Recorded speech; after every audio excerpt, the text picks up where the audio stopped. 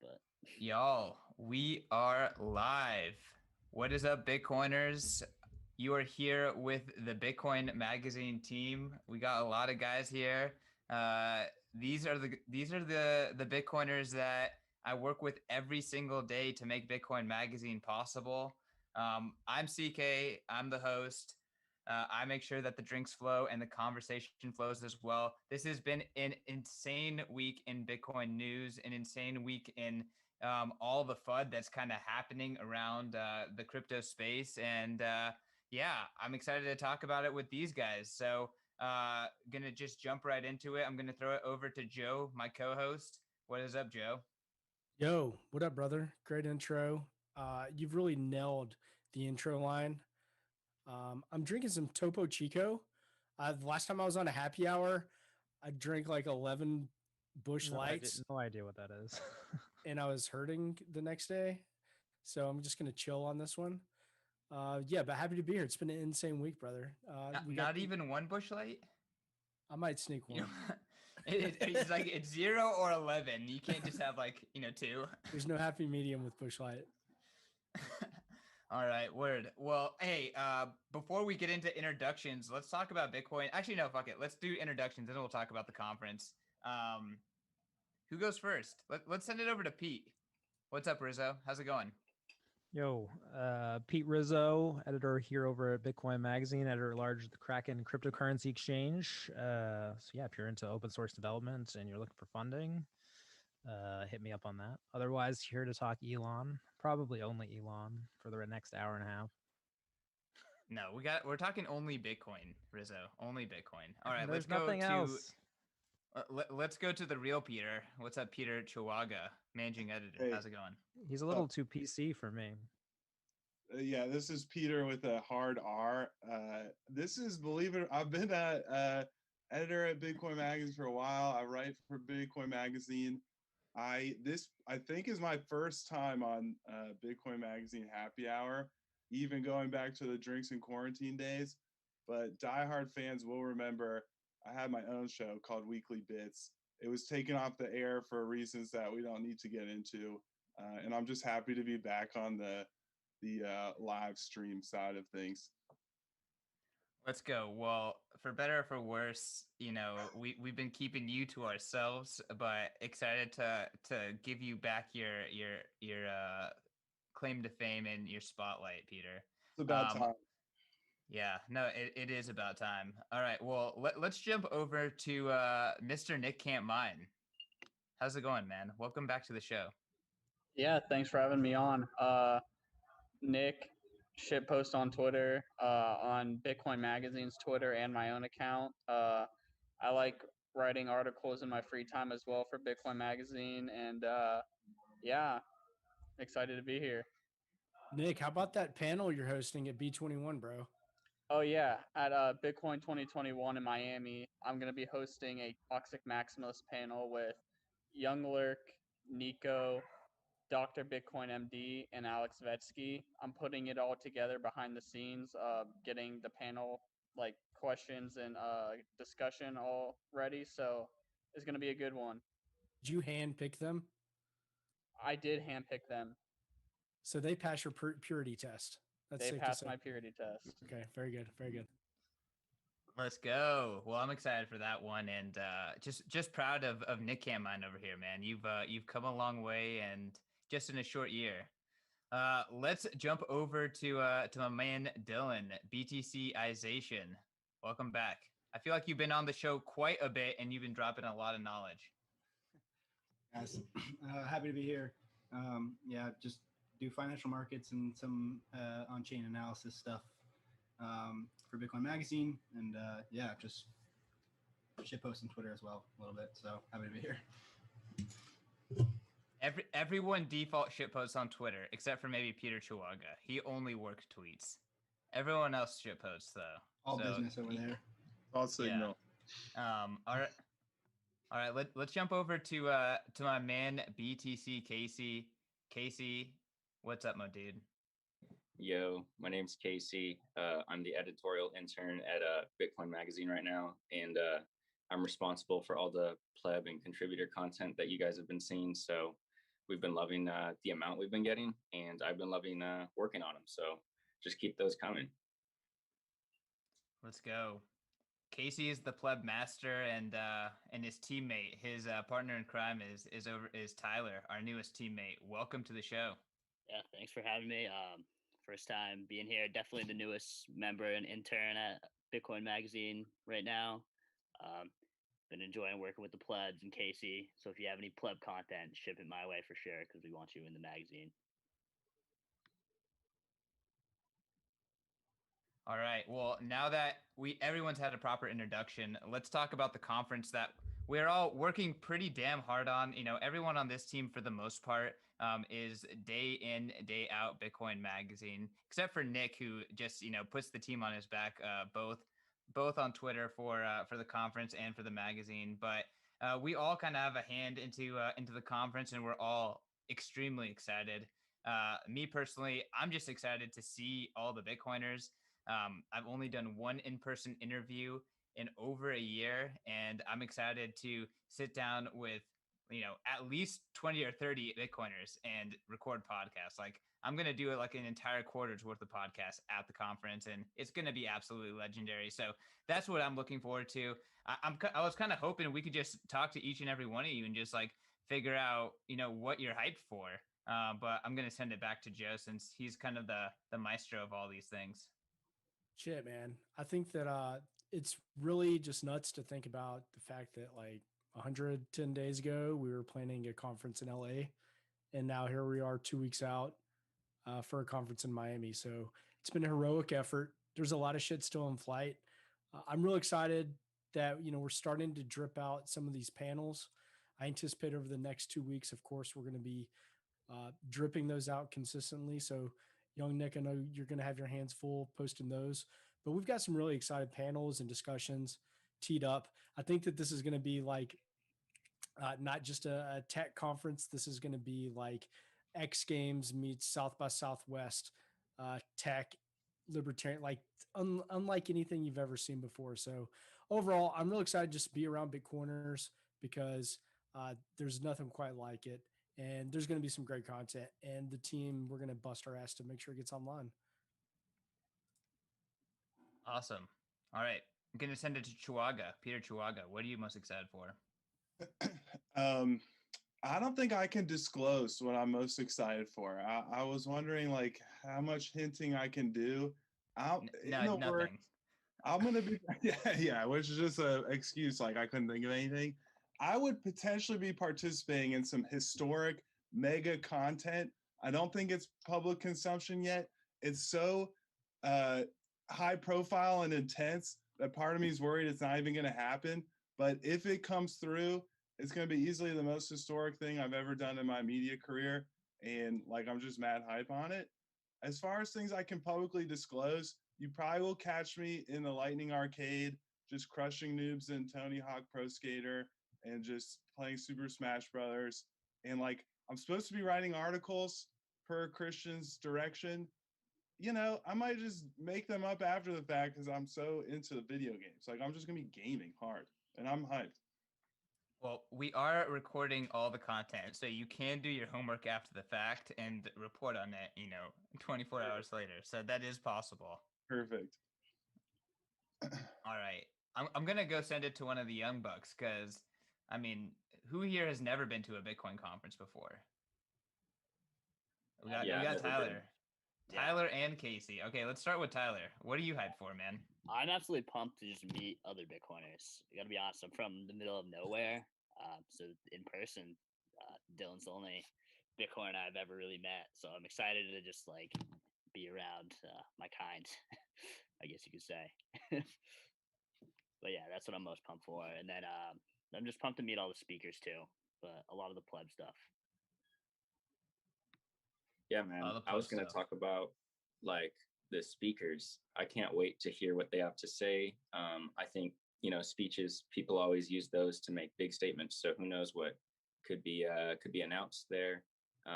And I just think that like the speakers we have are, world shakers, earth movers. So we'll see what happens in these speeches, but I'm super excited to see all those and document them. Go. And everyone here is signing up for talks that they are responsible for reporting on. So I'm sure you all are getting hyped on everyone that you're going to be speaking with. Let's jump over to young Nick. What's good, dude? What are you hyped for? Other than your panel, you can't say that because we already heard. The main thing I'm excited for is just to meet all the toxic maximalists that I've been bullshitting with on Twitter for the past few years. That I met so many when I went to BitBlock Boom last year, and like I met Optimist, I met Nico, I met Ben the Carmen, I met all these really dope people, and there's so many new people that I want to meet at this conference that I know are going to be there, and really just hang out and chill and get to know people better. That's pretty much what my favorite reason for going to this conference. It's all about the plebs. You love to hear it. All right, we got Dylan, and then we got Pete Rizzo. Dylan, what are you hyped for? Yeah, I mean, I think kind of gonna echo what Nick said. I mean, I went to BitBlock Boom last year. Met a lot of really awesome people, but and that was like small. It was like 300 people, and that's where we're doing. That's where we met. Yeah, that's where I met. That's where I met Joe as well.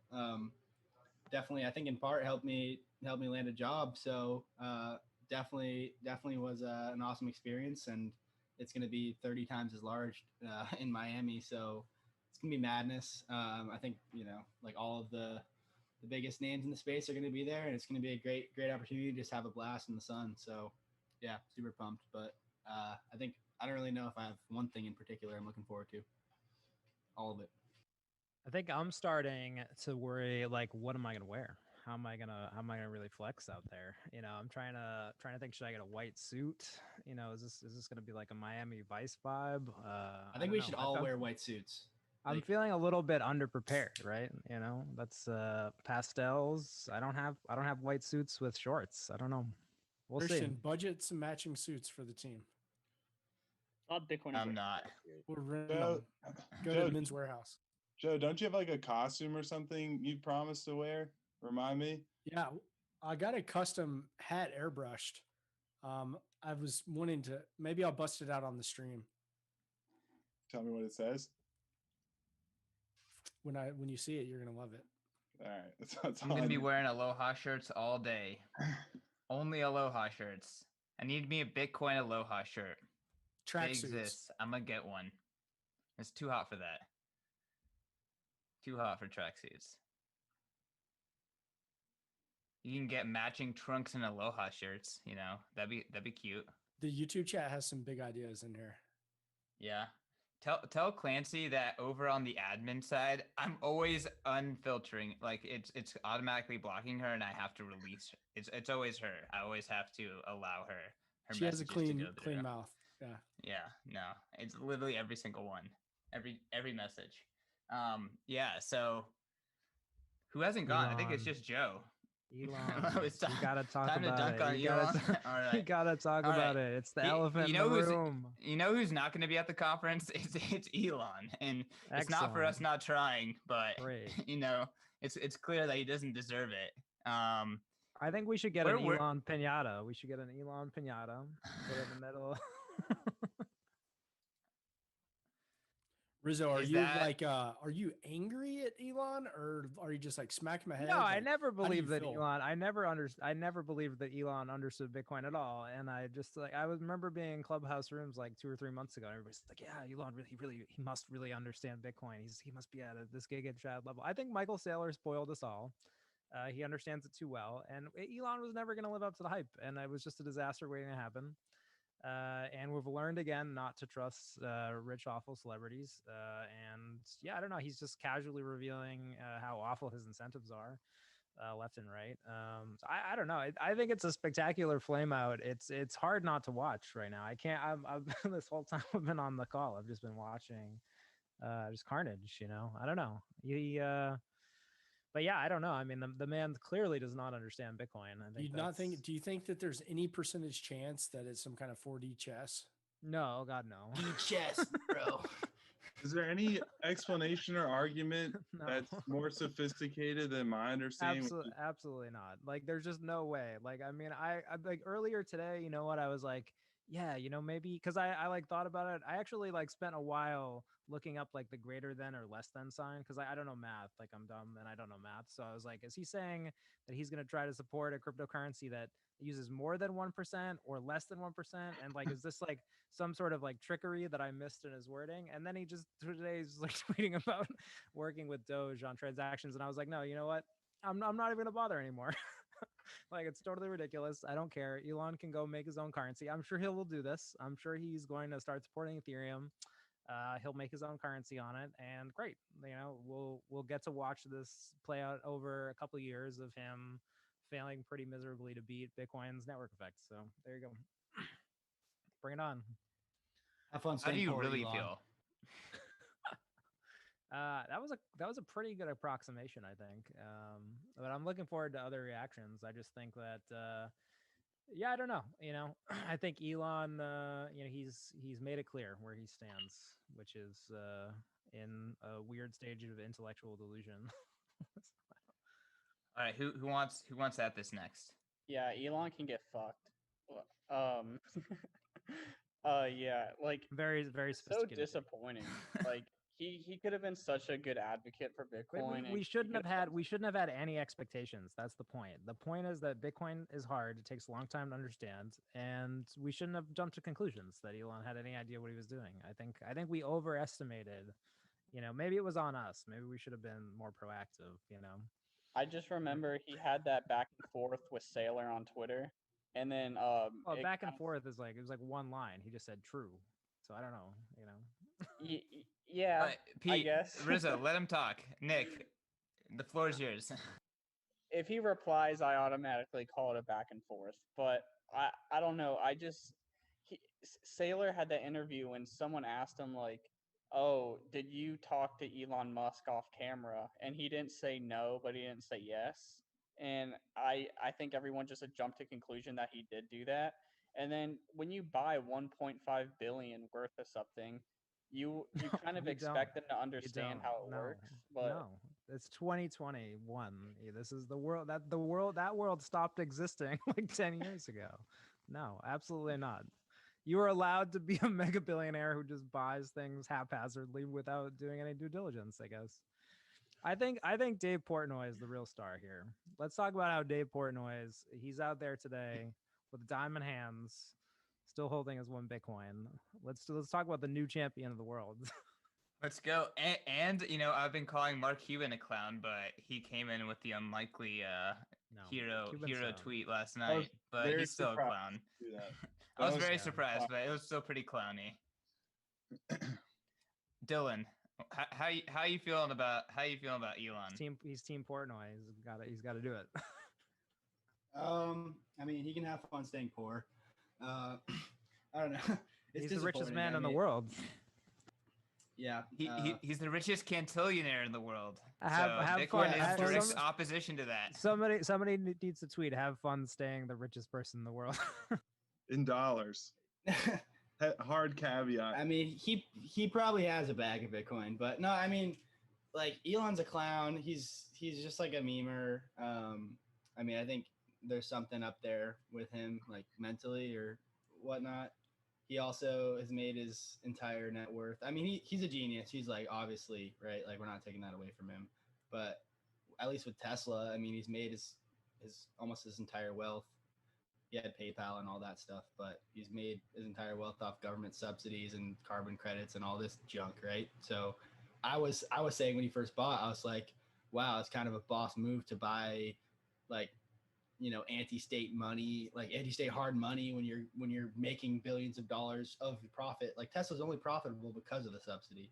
So like I was like, oh, it's kind of a best case scenario. Let's game this out. Like there's a bunch of people at Tesla who are mad at him. And now he has to go on this elaborate quest to prove that Bitcoin is energy efficient through making months of ridiculous tweets. 8D chest.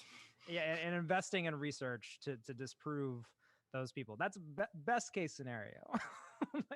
We're in for 6 to 8 months of his constant trolling this is even they submitted that BTC Pay server patch, right? That software patch, like that's promising, no?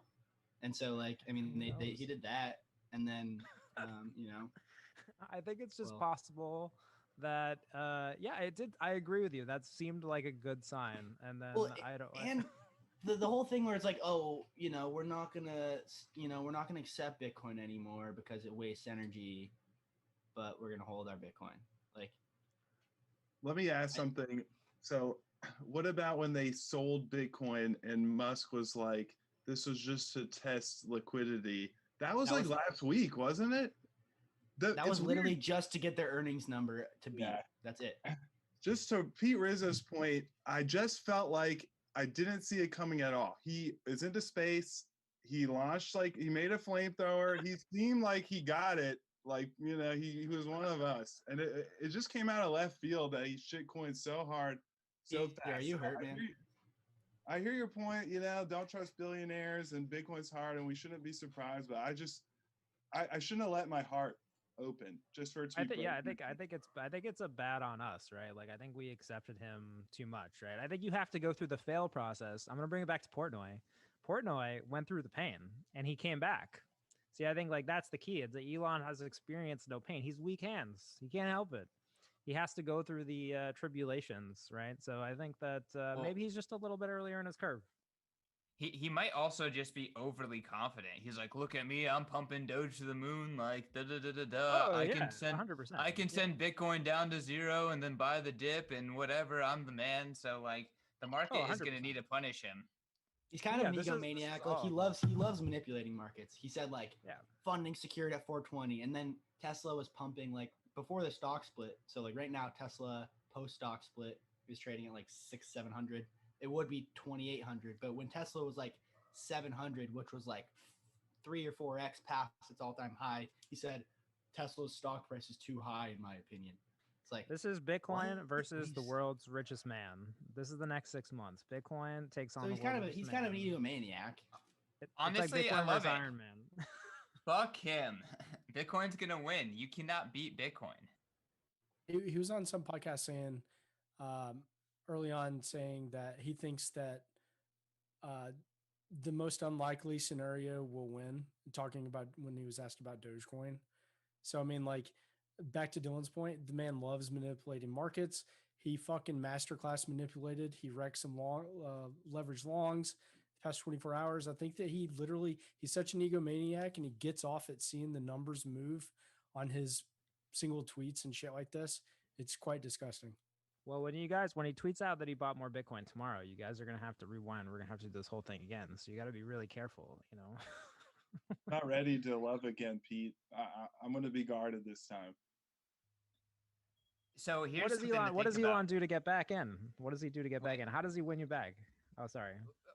I apologize. We should have that question, but I do want to just point out that everyone is a scammer, and he absolutely can be accumulating Bitcoin. He absolutely can understand Bitcoin and can be doing all of these things anyways. You do not know what all of his incentives are. You do not know what he's doing, kind of in private.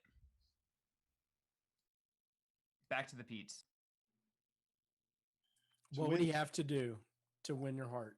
If he wrote a bullish op-ed for Bitcoin Magazine that went viral over the weekend, I'm back in. Number one on Cash App.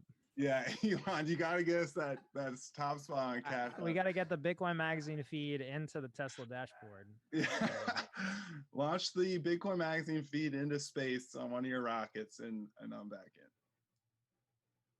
If Elon borrowed if Tesla borrowed $10 billion and just bought Bitcoin with it, I'd fanboy pretty hard. But I think it's a testament to the confusion around proof of work and proof of stake, right? I think that there's going to be a big marketing push upcoming for Ethereum 2.0.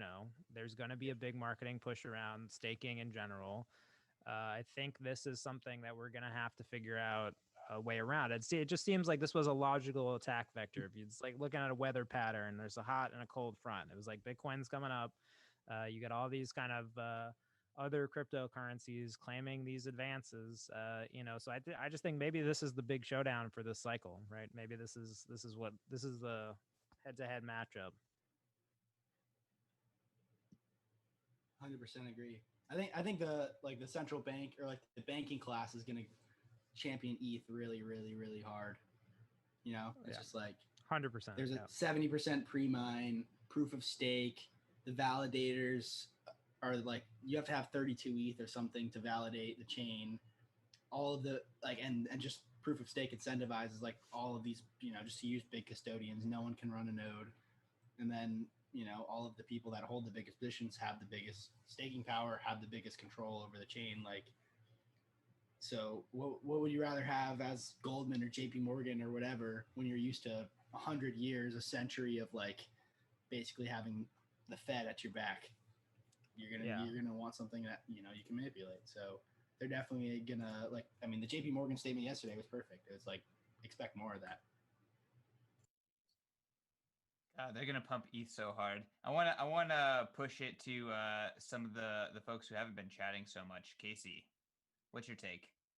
I was gonna say, the billionaires, the big banks, they can do whatever they want. I think Bitcoin's gonna kick their butts. I don't think they have a chance. And that's just like a matter of time. I don't think, of course there's gonna be huge adversarial conflict coming up, but I think on a long period of time, Bitcoin just has the advantage, the superiority, and I don't think Elon Musk is a relatively large challenger in terms of like pop culture's sway on pop culture's opinion of things, but that's a short-term thing to me. Tyler, jump in here. Yeah, just to go back to the billionaire. I fucking hate when Bitcoin Twitter just gets all hyped about billionaires. I hate it. It makes me want to go back to 8 and 9K Bitcoin Twitter. I just think it was always around. Tom Brady is coming out. I'm a New England kid, love Tom Brady, but he's coming out and he just puts laser eyes on. Doesn't even say that he is buying Bitcoin, and he owns an NFT company. And then everyone finds out and they get all pissed. And I get that it's really good and it quote unquote validates the space, but that's just my opinion. The billionaire talk sometimes is just so annoying. I'd rather talk about what Gladstein is talking about, trying to help out, I guess, what Jack Dorsey calls the underbanked, the peer-to-peer trading. For me, that's a little more interesting. But I understand why it happens. It's fun to talk about and fun to shitpost, and it also validates the space. But that's just my opinion on the billionaire. Billionaires buying Bitcoin is not interesting. Billionaires can buy assets today. That's not necessarily the revolutionary thing. It's all the other things that Bitcoin does.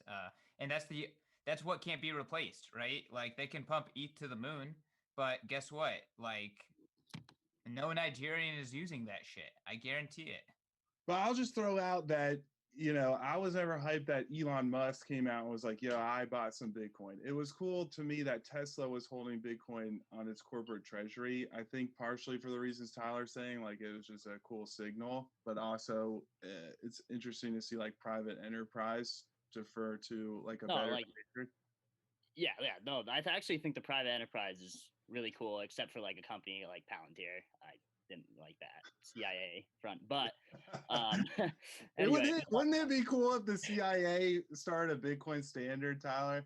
No, absolutely not. No, absolutely not. That's my nightmare fuel, Peter. Yeah, fair enough. But yeah, I do agree. The private enterprise, even the Mercado Libre and based in Buenos Aires, Argentina, the South American Amazon, that's dope. That's so cool. And I found out that 2015, they had Mexican citizens asking to do Bitcoin payments, and they have been, and it's just been low key. And I didn't even realize that until I looked up the company. So that was pretty interesting. Damn. That's better than the billionaire stuff. Yeah, Mercado Libre right there. Goes back to 2014, 2015. Those guys have been at it for a while. Argentina was early Bitcoin adopters over there. Well, they need it. They need it. They have to be.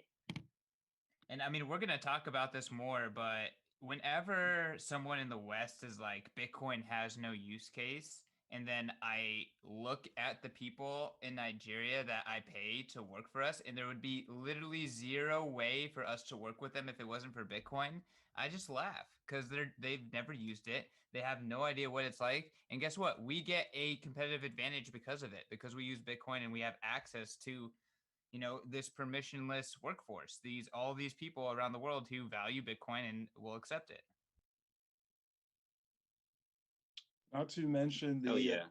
guest posts from people in sanctioned countries that we weren't supposed to be paying that we may or may not have figured out a way to interact with in the past too. Not What? confirmed or denied. I have no idea what you're talking about. Yeah. This is hosted on the internet, Peter. Never forget. Sorry guys, I've been drinking too so- much. Don't listen to that. Bitcoin Magazine, a bunch of cypherpunks running around with their heads chopped off. That's pretty much what it is, y'all. So, I mean, on the Elon train, like, this is the battle of 2021. Like, does this, like, kind of what's transpired, does this make you think that there's going to be some sort of blow off top bear market, that there's this much confusion still, that there's this much propaganda? Like, does that confirm that nothing has changed? I want Dylan to answer this, because when we had this 6 weeks ago, Dylan was saying December, it's just going to go, whew, it's going to be like a roller coaster just going off. I want to hear Dylan. I would like to hear you first, and then I can counter. I still believe that Bitcoin will be cyclical in nature, and that if there is not a super cycle at the end of the year and Bitcoin sees goes up a lot and goes down by a measurable percentage, say high 70s, I would still be confident in the Bitcoin network. Agreed. Yeah, I'm not saying that we're seeing a super cycle where it's only up and there's never a 30, 40, 50, 60, 70, 80% drawdown. I'm just saying that this cycle is fundamentally different than the last because of a couple things. Development of like the financialization of Bitcoin, one, different capital allocators, two, and the macro backdrop. But humans are like, and just like the greed and fear in markets, it is cyclical, and there will be some sort of blow off top, just like there will be just a lack of buyers as the price continues to pump. I don't even think it'll be on the sell side. So, The Rizzo, you can't speak. Shut up, Rizzo. Who's next? We can't. Who's next? Same question. Are we gonna have a blow off top? Are we gonna have is super cycle still in play? Does the fact that Bitcoin's a legitimate asset matter? Is there too much dumb money? Joe. I'm gonna say, okay, a couple things. Number go up. Don't look at the fucking chart. Stack your sats. Also, the state hates you. The state hates you. Elon is a fucking spook. Okay, Elon is dumb He's money. a socialist. He gets subsidies to like fly rockets, and everything that he does is paid for by the people. He's talking about like advocating carbon tax today. This guy's a motherfucker. So fuck him. I think he's the worst kind of motherfucker because he smiles at your face while he's fucking you. So yeah, like number go up. I don't care about him. I wish I didn't like Cybertruck, but I'm not fucking buying one now. Fuck him. Aren't you an electric Hummer guy, Joe? I like Hummer more. I wish Land Rover would get in the game and fire everyone in the design department. But besides that, man, that's how I feel. Number go up. Like, don't forget, I'm on the right side of the bell curve. I'm wearing a hooded cloak right now. NGU. Oh, I'm definitely on the left side. Peter Chuaga. Lifetime medal. I hate price. Everyone on the editorial team, I think, knows this from asking, how can we do more price articles, Peter? It's what people want. I don't like the price. It's too hard for me and complicated for me. I'm psyched. I feel like Bitcoin's at a super high price. I love it. And I know that's a bad take. So I'm just going to stop there. Is Bitcoin a legitimate asset, Peter Chuaga? Bitcoin is unlike any other asset that has as much legitimacy as it has by basically any measure. And I don't know how you could tell me that it's not an important asset from that perspective alone. You think it's more or less important than corn futures? Damn, dude, but you can eat corn. Oh, man. I do think you can do more stuff with Bitcoin. I don't know. That's a really tough one. You can eat corn. That's true. Yeah, you can eat corn. Dang. No comment. I need to think about that next week. I'll come back with something. All right. sending this over to Nick Campmine. Super cycle, blow off top. Is Bitcoin a legitimate asset?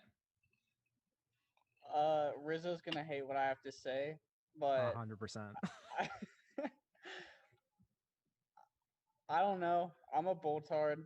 I've been saying that we're gonna go around to like 400K by the end of this year, and then I say to my friends off camera that we're gonna go to 1 million this year, and I would not be surprised if that happens. And I know Pete is just shaking his head, disagreeing with me, but if we do go to 1 million, then I see we'll go down to like 200K, but I don't see us going all the way back down to like 50K again. I mean, I wouldn't be surprised if it happens, but yeah. 1 million to How 100K does is. Elon doesn't get Bitcoin? Let's just throw that out there. Elon doesn't get it. What does that say? What chance does the average person have? Can I jump in again real quick? I mean, I'm not a successful CEO, but I understand Bitcoin better than Elon. So Yeah. Well, Dylan. what's your secret, Nick? What's your secret, man? What did you do? I shit posted on Twitter, and I listened to cartoon characters who had like 50 followers for financial advice. But I'm sorry, I gotta jump back in because Nick reminds me that there are so many cool ways to access Bitcoin. You can access it because you're a weird rocket scientist billionaire, because you're a shit poster. We got cool copy editors who are into Bitcoin because they just like Dave Portnoy, also Bitcoin owner. Yeah, I mean, there's just a million ways to access Bitcoin, and it's this very cool kind of the decentralization of it lets you basically learn from experience and actually actively commit to it in like infinity different ways. I think it's super accessible. Just because Elon doesn't get it, I do believe any grandma that you pick out could get it if they had a right access point that worked. Does Elon's mom get it though? She's on Twitter, right? Yeah, she's on SNL. Elon's just got a lot of clout. I mean, he can't even run his company profitably, so that argument's invalid. These are low blows. You guys were all about Nick, Elon 4 weeks ago. Nick, the chat box says that you're a bear for only thinking we're going to 1 million, by the way. So they say I'm a bear? Yeah, you're a fucking bear. All right, Dylan. Who's gonna fund Elon's rockets? All right, when the Bitcoiners have a lot of money. Yeah, he that's his biggest fuck up is he lost his rocket funding. No, I think when you're measuring this cycle, like people have to understand that the dollar as a numeraire, as a measuring stick, is gonna swing maybe more in a more volatile way than Bitcoin, the real value of it. That's what's different from the 2013 cycle, the 2017 cycle. Pete's shaking his head because he's a bear, but this isn't even a bullish statement. I'm not a bear. I'm not a bear. Pete, no, outlandish. This is just reality. So like where we are in the credit cycle and the long-term debt cycle, and I wrote a piece on it or whatever, but this is I read your piece. I read your piece. No, you didn't. You're lying. And I listened to the Guy Swan version. So no, with where we are in the monetary system and like this long-term debt cycle, there's no other, like we're so indebted, there's no way out, and if they don't print, everything collapses. And so it's just going to be a back and forth of there's a huge deleveraging event like we saw in March. It's going to happen again. Everything's going to get wrecked. The price of Bitcoin in dollar terms is going to get murdered, and they're going to have to reinflate everything because the economic system will collapse and the political incentives are there. So in real terms, the Bitcoin price may never draw down over 50%, but expect it in dollar terms. Number go up. All right. Before Pete Rizzo can jump in, Tyler, jump in on this combo. Yeah, I'm not taking a hard stance on this super cycle narrative. I do agree with Dylan, though. It's a little different because of the dollar this time. I'm not saying we're going to hit hyperinflation in the next 4 to 5 years, and it could be, I think we're not going to hit a super cycle. I'm a bear for saying that. But at the same time, I could totally be wrong. I have no fucking idea. Too many people are invested in the dollar. I just think that look, I mean, the system, yeah, sure, maybe it doesn't work and maybe it's irrational, but if nobody recognizes that, then the show's got to go on, right? So I don't know. This is where I go back to it and I say that I don't know. I think we have some decades ahead of ourselves where we're gonna have to walk the hard road. You think people have to be forced to join Bitcoin until it becomes a super cycle? Rizzo, there's $200 trillion of debt that yields nothing. Okay, like sure, okay, and it's been hanging out there for how long? It's like You don't know what a No. greater than sign is. That's very true. I actually had to look that up. I Google searched that. So it's true. That is fact. But what's a long, hard road? What is a hard road? I'm just saying it's like everybody I feel like goes. So the lesson of Elon here is that everybody, like, I think it's hard to understand Bitcoin. Everybody goes through a long road, and Elon, maybe because he is such a powerful, important person, maybe his road is going to be longer. Maybe he has to launch his own coin. Maybe he has to try to pump Ethereum. Maybe he has to go against Bitcoin with everything that he has as a person. So, again, I'm just throwing it out there. I think that, generally when you see large, sort of historic changes, generally there's a big to do about them. Like, people care for long periods of time. And, usually the people who are the, righteous agents of change, they generally suffer for like a good period of time. It tends to be unpleasant to be on the side of a revolution, generally speaking. My Bitcoin road to date has been daisies and roses. Bitcoin's like the coolest thing that ever happened to me, basically. If it's more of this kind of road in the revolution, like, I think I can hang with it. Peters, do you guys think that someone either from the top of Tesla or even from the US government that subsidizes him and is directly in competition with Bitcoin, whether they like it or not, do you think someone touched him on the shoulder and was like, hey, tweet this stupid shit right now, please? No, I think he absolutely 100% believes it, or thinks that he's positioning something. I mean, he has to. Okay. They were like, hey, you can accept it, but you don't have to sell it. That's what they told him. No. That's my opinion. I truly think, look at the incentives. Look at the incentives. They were like, you don't have to sell it, but you can't accept it anymore, Elon. Stop being a shithead. They told him that. Whoever they are. He's going to make his own coin. It's going to be a carbon neutral coin. It's going to be backed by carbon credits on the Ethereum blockchain. Dude, 100%. Pete, you're so right. I obviously didn't think of that until you said it, but now I'm for sure backing that's definitely what's going to happen. You have to, you can't be that rich and powerful without.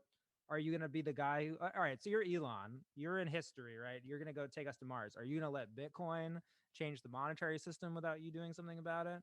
Of course he's going to get involved. The only question I have for you, Pete, is what does he call that coin? Elon. It's 4 letters. Yeah, sure. All caps Elon.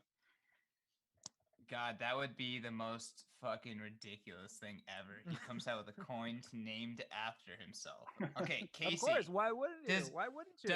Does this the pending battle with proof of stake, whatever you want to call them, ignorant FUD spitters, does that change the fact that Bitcoin is now a legitimate asset?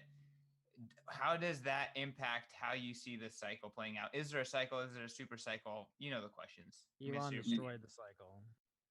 I guess it depends on your definition of legitimate asset, because like it's a legitimate asset in the sense that it has more than X 100 billion of money invested into it, or it's a legitimate asset in the sense that it functions the way it's designed to in like Nigeria, as we were talking about. As far as like the super cycle and all that, I think it really depends on the confidence in the US government and their ability to maintain the monetary system as it is. I think like Dylan was saying in terms of like pure money, nominal terms, it might change drastically, but the actual value, relative to assets, I think is going to continue to go up. But the actual dollar amount, that depends a lot on the future choices of the Federal Reserve, to be honest. Rizzo, do you have anything to say? Elon saw Michael Saylor tweet about buying a bunch of Bitcoin. He replied with a single word, bought billions of dollars worth of it without looking at it, and everyone who he worked with got mad at him. I honestly think, why? Like, do you think there's a grand conspiracy here, or it's like that? Literally, it was that dumb. It has to be that dumb. Like that has to have happened. definitely inclined to agree with Pete on most of what he's saying. Unfortunately, I would rather not believe him, but I know someone at Tesla who claimed that him and Elon are the Bitcoin guys like a month ago. I'm gonna have a serious conversation with him after this. That's a Bitcoin magazine scoop right there. Get him on the show. Call him in right now. Send him the link. I want to hear. Let's talk about some Dave Portnoy, hanging out there with his one Bitcoin. Hey, let's not. He does not deserve to be praised yet. He has not earned that shit yet. Although I've never not liked him. Even when he was a weak-handed bitch, I still liked him for being a weak-handed bitch. He bought at like what 55K, and now we're at 50K. He's like, "Oh, I have diamond hands." Like, yeah, that's nothing to him. When he experiences like an 80% drawback, then he can say he has diamond hands.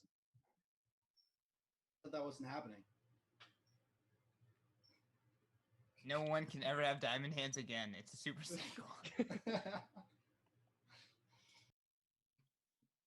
Guys, Max Payne is $10 million in a straight line. Like I don't. That's what people don't understand. You understand? How would that work? I gotta.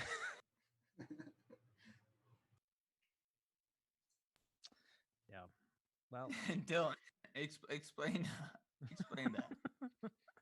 Well, yeah, I mean, that's basically like global anarchy. And that's probably an ugly world, so hopefully it doesn't happen. I don't know. It's not my base case. I'll say that.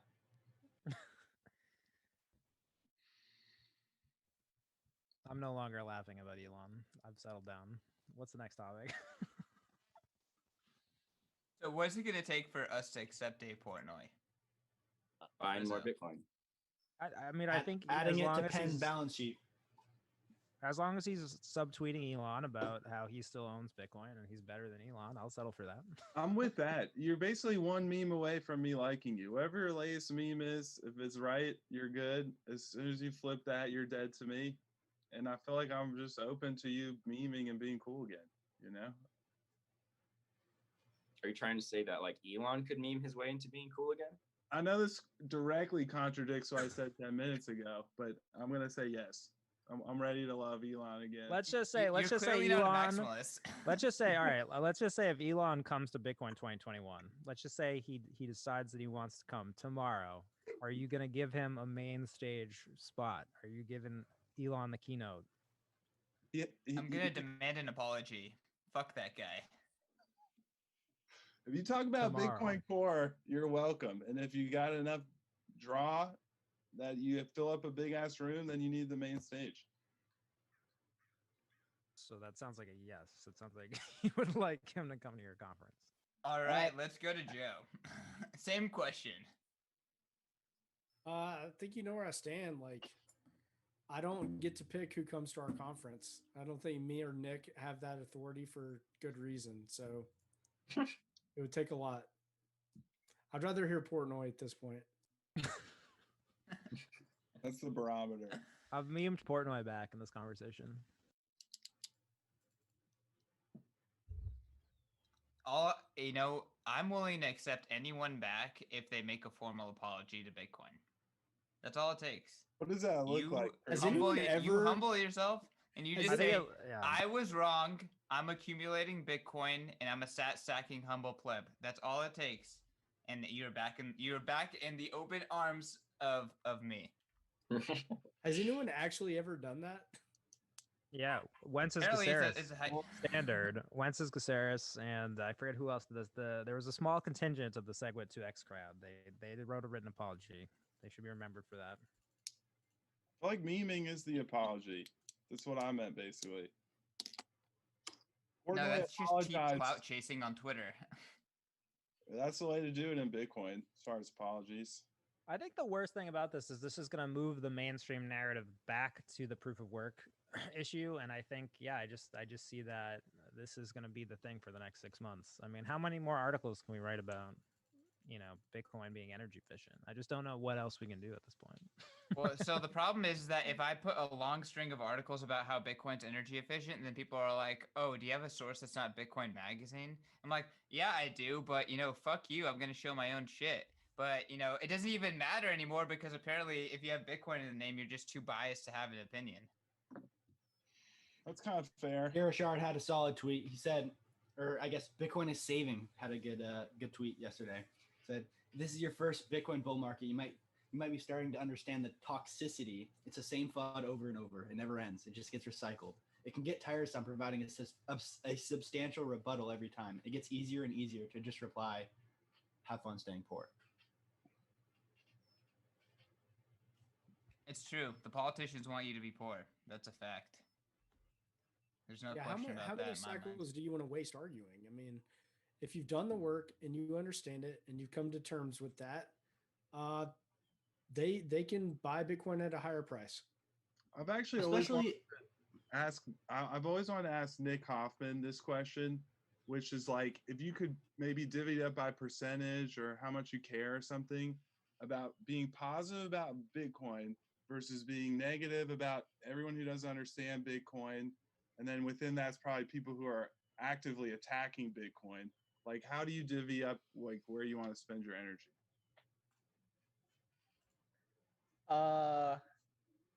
Lately, like, I only say, like, wait, what exactly are you asking? Like, he's asking you to draw a Venn diagram. yeah. Between on air. Of all the hours you have in the day, how many hours would you prefer spending being positive about Bitcoin versus attacking or defending against things that are not Bitcoin? Well, those are the same thing. If you're defending Bitcoin, you're speaking about it in a positive way. Damn, that was you blew my mind. That's a good point. I never thought of it that way. I want to jump in.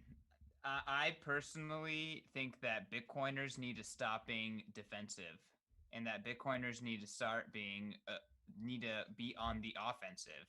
We need to be talking about how the fiat system is destroying lives, how the fiat system depends on dictatorships that destroy their people in order to siphon off oil and natural resources out of the ground, how the fiat system incentivizes mass consumerism, which is creating cheap plastic shit that we throw into the oceans and destroy into the environment. Like, we cannot save the planet on a fiat standard. That is a fact. The only way to save the planet is to get sound money now. So it is a moral and it is an ecological imperative for us to adopt Bitcoin. And whatever energy is necessary, guess what? It's less energy than we're using today to fuck the planet up. So, like, we are using 100% of the energy we are using today right now. Like, and guess what? We don't have fucking sound money. So whatever Bitcoin's using, it's making sound money with less than that. Yeah, but the only problem is most people don't really care. Like if someone's open minded and they're LARPs. Learn, yeah. If you care about the environment, you need to adopt Bitcoin now. If you go up to random people on the street, they're not going to want to hear that. And if you start talking about that, they're going to be like, "Oh, you're an alt-right extremist." Like, you know, how do we get Captain Planet, Smokey the Bear, on our side? That's what I'm talking about. How do we get them to flip? I mean, Smokey the Bear fucked up the forest in California. I can tell you that for a fact. It's a lot easier Fuck that guy. if someone says something bad about Bitcoin and you're just like, have fun staying poor, and just kind of let their imagination go wild. Like, why would he say that? You know, maybe there's something more to this. Anecdotally, it doesn't work too well in person. That is very true. Wait, I want to hear the story of where you've derived that anecdote. Just at the grocery store, just walking around. Yeah, just like multiple times a day. No, I don't know. It's tough. Yeah. I just think this is bridges left and right. It's a setback, you know. So we're the Elon feels like a setback. Feels like a setback for me. Okay, is it a setback, guys? Who has an opposite opinion? Casey. Yeah, so bullish. It's so bullish, right? It's a setback in the sense that like people who don't yet like look into Bitcoin, who like Elon Musk, are going to take his word for that. So I guess I would agree in that sense. Can I hop in here? It's really bullish because all the eco-socialists that may have thought about dabbling in Bitcoin will never buy until they're forced to. So it's really bullish in the sense that all the people that shouldn't have a Bitcoin allocation won't allocate until they need to. So Also, I think we're pumping Elon's tires way too much. Honestly, like I don't think he controls like Bitcoin like that. Like we always shit on all of the ETH, like Vitalik yesterday, just dumping whatever shitcoin, dogcoin it was. We're kind of talking about Elon in that same light. I don't really like that because we're always saying that no one can control it, and I get that we're not saying that, but like he just because he dumped the price a little with a tweet, I don't know. Just keep that in mind. New subject. Fuck Elon. I'm bullish. I just bought Bitcoin. I showed the camera. Why didn't you buy it for us? Yeah, fuck you guys. Buy your own sets. So the IRS said that just like anything else that they can take if you don't pay taxes, that they can also take your Bitcoin. How do you guys like it? Can you hodl Bitcoin past the IRS? Is that a thing? I can say from the Twitter Peter. Wait, no, actually, Peter, give us the skinny on what the IRS said, and then maybe we can have some commentary about it. All right, so a deputy counsel for the IRS, so that maybe is like 1 degree of separation from, you know, like an actual, like, whatever, president of the IRS or whatever, said during a lawyer's virtual conference that it would treat virtual currencies like Bitcoin as it would with any piece of property. That's how it looks at Bitcoin from a tax perspective. And to settle unpaid taxes, it would seize virtual currencies, like CK said, just like it would seize any other piece of property. I tweeted our coverage of that out, and overwhelmingly the comments, which I'm in a total, you know, bubble of pro Bitcoiners, but was like, I'd like to see you try IRS. People seem really confident that they can keep their sats away from the government. So I just wanted to share that I noticed that. Who's jumping in? I remember when that one article came out about that guy arrested in Germany and the police seized his Bitcoin. But really what all they did was, I'm pretty sure they just took his hardware wallet and he had his X-Pub. He refused to give up the private keys to it. And I get like, I was talking with Brandon about it in the office, and we were just like, we can just imagine like the police at the police station just holding up a Trezor, just staring at it, and they're like, well, what do we do now? Because we can't get into it. We got it, guys. Y'all, Pete Rizzo has a Bitcoin pop socket. Where do you get that from? That's sweet. I got this at the Unconfiscatable conference. Probably the best swag of any conference. If I'm gonna hype up and put some pressure on Bitcoin 2021, upcoming in Miami, June 4th to 5th. Is that right? 3rd to 5th? Jesus Christ, you must be drunk. 3rd, 4th, and 5th. 3rd, 4th, and 5th. Nick, you're watching. Bitcoin pop socket. I've had this for a year and a half. Look at this thing. It's absolutely garbled. But yeah, I also got some Bitcoin dice there that I have never used for anything, but was pretty cool. Wait, is that like the FUD dice? No, they're just dice with Bitcoins on them. Yeah, I love the FUD dice. Like every time you roll, it just comes up with a Bitcoin B, no matter what. No, they're like they're like numbered, but the dots are Bitcoins. Yeah, so good swag there. Tone Vase, shout out. Looking forward to Unconfiscatable 2022. RIP 2021. Let's go. Well, hey, I heard he might bring it to Florida, so land of the free and the brave. So not much. Do we want to keep talking about this? Like personally, like okay, yeah, maybe the IRS can, you know, say they're going to confiscate Bitcoin, but Bitcoin's defensible. That's the whole point. It's like Nick's example, it's like it becomes extremely, extremely expensive to at scale extract Bitcoin from the population because you need to coerce someone to the point where they actually give up their keys, right? So everyone kind of has a different limit, but that limit can get really freaking nasty. And if the government is willing to go that far, then you start seeing the people start to be like, why are they going this far? Right. The moral of the story is to hold your own keys, right? CK. Not if it's on exchange, they can seize that shit. If it's on exchange, it's already 6102.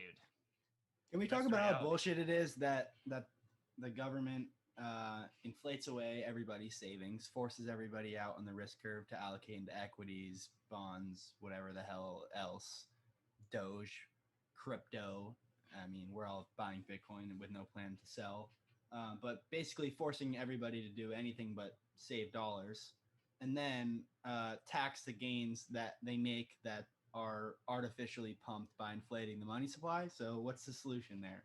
Buy Bitcoin, hold your own keys, never sell for dollars. If you need to, borrow against it. And if they try to tax that, then they can go fuck themselves, because that's the entire tax code that needs to be changed. And so, yes, we're out hodling the IRS. That's the plan. Yeah, because, you know, the system's rigged. It's broken. It's unfair. Yeah, people should be able to, you know, enjoy the fruits of their own labor. And currently, that's not really possible to an extent. It's not possible.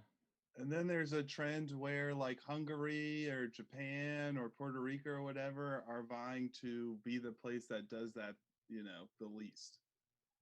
Are we ever going to get like Hawaii's just like you can have zero cap gains and we just want all the Bitcoiners here one day? Game theory.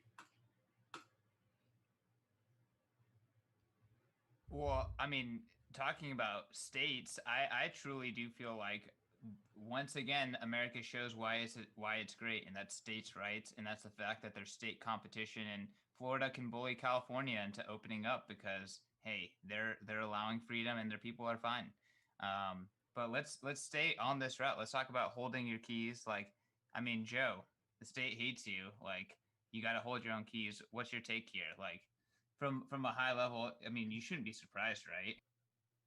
No, I think that, I mean, like history will repeat itself. And, you know, I think that it's fun to just bag on them in the comments and say like, yeah, I'd like to see you fucking try it. But the government has a lot of guns and they will use violence to take what they want. And they clearly do not give a fuck about the individual. So as Bitcoiners, you have to take it upon yourself to hold your own keys, protect your sovereignty, you know, at any means necessary. So moral of the story is like, get your shit off the exchange, keep learning. You know, you don't just become a cypherpunk overnight. I'm not a cypherpunk, but I am constantly trying to learn and improve my own, you know, personal security and best practices. So I don't know, man. I think that the IRS will definitely try to come after it, and then they will learn the hard way. And they, you know, Nick's story, I immediately thought of that story of that guy in Germany too. I think that they let him out of prison eventually. Like, I can't remember though. I mean, but like eventually someone's going to take a stand and say, no, fuck you. You can't have my keys. And it'll be interesting to see if they just keep his ass locked in prison or what happens, but it will happen. It'll probably happen in the next like 2 years here in the States. And that's a nice force hodl. He's probably in there just getting rich as shit too. So Well, the badass thing too is like if people know that you have Bitcoin, it is publicly known, then people also have an incentive to defend you as your Bitcoin appreciates and they can't extract it. So it really, and you can get donations to an address that you can control. So there's a lot of ways that Bitcoin gives you back power. And if you have your Bitcoin in multi-sig, that makes it even with like your keys geographically spread. That makes it like nearly impossible to get your Bitcoin. On top of that, so Even for yourself. yeah.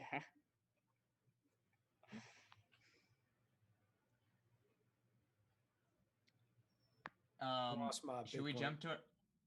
Yeah, go. I lost my Bitcoin in a boating accident. That was a huge reply on the Twitter thread after I posted that story too. Like 8 people did boating accident. I lost my Bitcoin in a multi-sig accident. Yeah. Like, fuck, shit happens, man. I was just messing around and, dude, tragic. Y'all, Gladstein dropped a pretty fucking epic piece talking about going on the offensive, right? I think he absolutely did that. Everyone here read it. Yeah. I mean, does anyone here feel like inspired to kind of give the skinny, or should I do the honors? You had the talk with him today. It was an awesome conversation on Twitter Spaces, but I'd love to give like your recap and then chime in on it. Yeah, well, I mean, we had a huge room, and I'll be dropping the audio as a podcast over the weekend. But effectively, you know, what a lot of Bitcoin critics have in common is that they're from the West and they're privileged to at least have the best fiat monetary system around. Like, there are a lot worse monetary systems. And in fact, the majority of the planet is living under suboptimal, if not just completely, abusive and violating fiat systems. So the whole concept of the piece is check your privilege. Like, hey, I know your credit card works, but guess what? The majority of the planet can't save and is actually being coerced and robbed at every moment by dictators and human rights violators and people that are holding their humanity down. And I mean, I think Alex did a great job of bringing real life stories and real life interviews into example. 3 different type of Bitcoiners from Africa, talking about their experiences in their country, their experiences with violence, their experiences being robbed, being put in prison for holding the wrong fiat, for their experiences with the hierarchies and the bureaucracies in their country and how the incentives are broken. And they talk about with Cal from Ethiopia, Mo from Sudan, and Irie from Nigeria, and all really inspiring stories. I recommend everyone to go to them and to go to Bitcoin Magazine and read it. But despite all the hardship that all of these people and the people that are living in these countries like constantly face because of their broken monetary systems, there is hope. And all of them subscribe to this idea that Bitcoin provides that hope.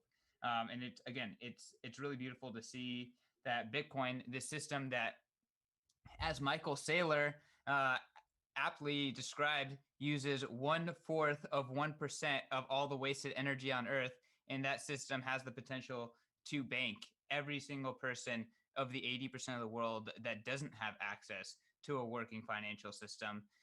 And the fact that people like Bill Maher can get on TV and say Bitcoin is a waste of energy, Bitcoin serves no purpose, it's a joke, because in reality, again, like I said, the current fiat system uses way more energy and it can't even serve those people. So I feel like I went on for a while. I want to hand it back to y'all. Give me your thoughts on this. I'll go back to Joe. Yeah, I think you did a great summary of it. My takeaway, especially listening to the spaces today, was hearing their stories and then thinking about just the bullshit that the privileged leadership of the West, their positions. I feel like more like violently aggressive and pissed off thinking about their position after hearing the story of these folks from Africa, and the good and the potential that Bitcoin can bring to these people. I mean, it illustrates just how bad the world is and the lengths that the state will go to keep its power. So, I mean, just like hearing their stories and thinking about Bill Maher and Warren Buffett and Charlie Munger and all these motherfuckers and their takes on Bitcoin, it makes me just like, it doesn't make me, I used to just like roll my eyes like, fuck them. But now I'm like, no, fuck you. Like, you're incredibly vile. It took it to, this puts it in way different perspective than I was before. It makes me just like despise these people on a like 10x level and just believe more in Bitcoin's potential 10x more. So I think this was a real masterpiece.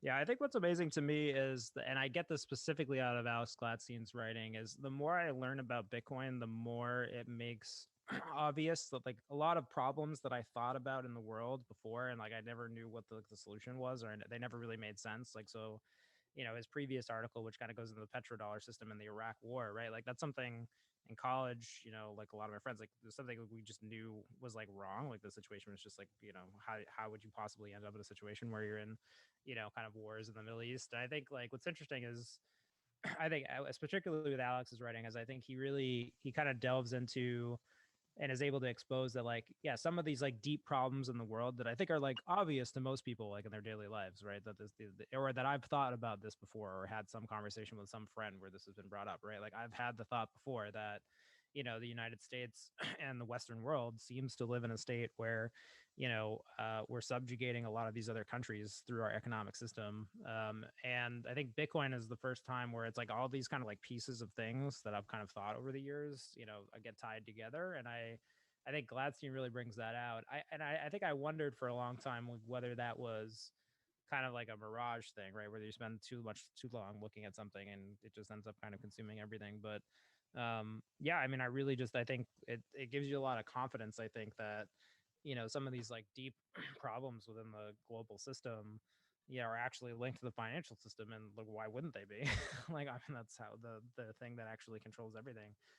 And I really got that out of this piece, especially kind of, going to the lineage of the wars and the way that other dictators, run their economies and yeah, I don't know. I mean, I don't know. I just feel like this is a fascinating thing with Bitcoin is like we're starting to get to the root of like some of the problems in the world that, the Western world is not incentivized to solve them, so they're not getting solved, right? And that's where enter Bitcoin. Yeah, I completely agree with you, Rizzo. Like the last piece, he went into the current system, and like you said, like no one in the Western world is incentivized to break the petrodollar. Mostly, honestly, like no one there is for that. I mean, 13% of the population is like us and is fairly privileged and has had access to the U.S. dollar, the euro, the franc, even the yen. But then there's 87%, like he said in his article, that have just been bullied by this petrodollar system. And I don't know if, like, in the piece when they were specifically talking about Sudan, Alex actually subtly brought it back to the petrodollar in Saudi Arabia. He said in the 80s when I think it was I'm trying to think when it was like I guess like the Sharia law and like the Muslim faction that came into Sudan, that was from Saudi Arabia, and they came from Saudi Arabia with guns that were presumably financed by the petrodollar, and they caused a lot of these problems in Sudan, and it just all adds up. And I think Bitcoin can help just break out of that system we're in, like Alex has been writing and like you just said. I think the biggest orange pill moment for a lot of people, and it depends, but when you dive down this Bitcoin rabbit hole, you encounter a lot of different things and thoughts and ideas. But one of the biggest like world breakers for me, and for a lot of people I've talked to, is that like money is the coordination function for society, for humanity, and that regardless of the intentions of the politicians or the central bankers or whatever, when the coordination function of a society, of civilization, is broken or mismanaged, then the second order effects of that and just like the incentive structure of everything is broken with it. And so Oh, sorry, go. No, I was just going to jump in and say, I think that's the way that you just described it, like money as a coordination method. I think I never understood that. And I think one of the problems as a former member of the sort of liberal left, I mean, I think, there's this disdain for money that we inherit. Like, and I think you really see this in other journalists and intellectual types, is that there's a disdain for the financial system without an understanding of actually like why it is enforced. So you get this sort of like useless righteous anger. Like this was the Occupy Wall Street movement in a sense, right? It was sort of like a useless attack on a system that no one understood well enough, right? And I was going to say before, it was like, in the 2000s, the most you could do about some of these problems was like smoke weed with your friends and talk about it. And now we have Bitcoin, and it's an actual useful tool to like achieve some of these ends. But I do think that like Elon is sort of tapping into this kind of like problem, and I'm going to like go out and posit that this is going to be a problem with like the US liberal leftist kind of group, where I think that, and I think maybe comes with some of Elon stuff. It's like, where you're so disdainful of the economic system that you cease to think that it functions in any rational way. So therefore, like something to like Dogecoin to you might actually even be plausible, right? Because you just lack any understanding of the economic system, right? Like, and I think we've been ingrained with not only a lack of understanding but a disdain.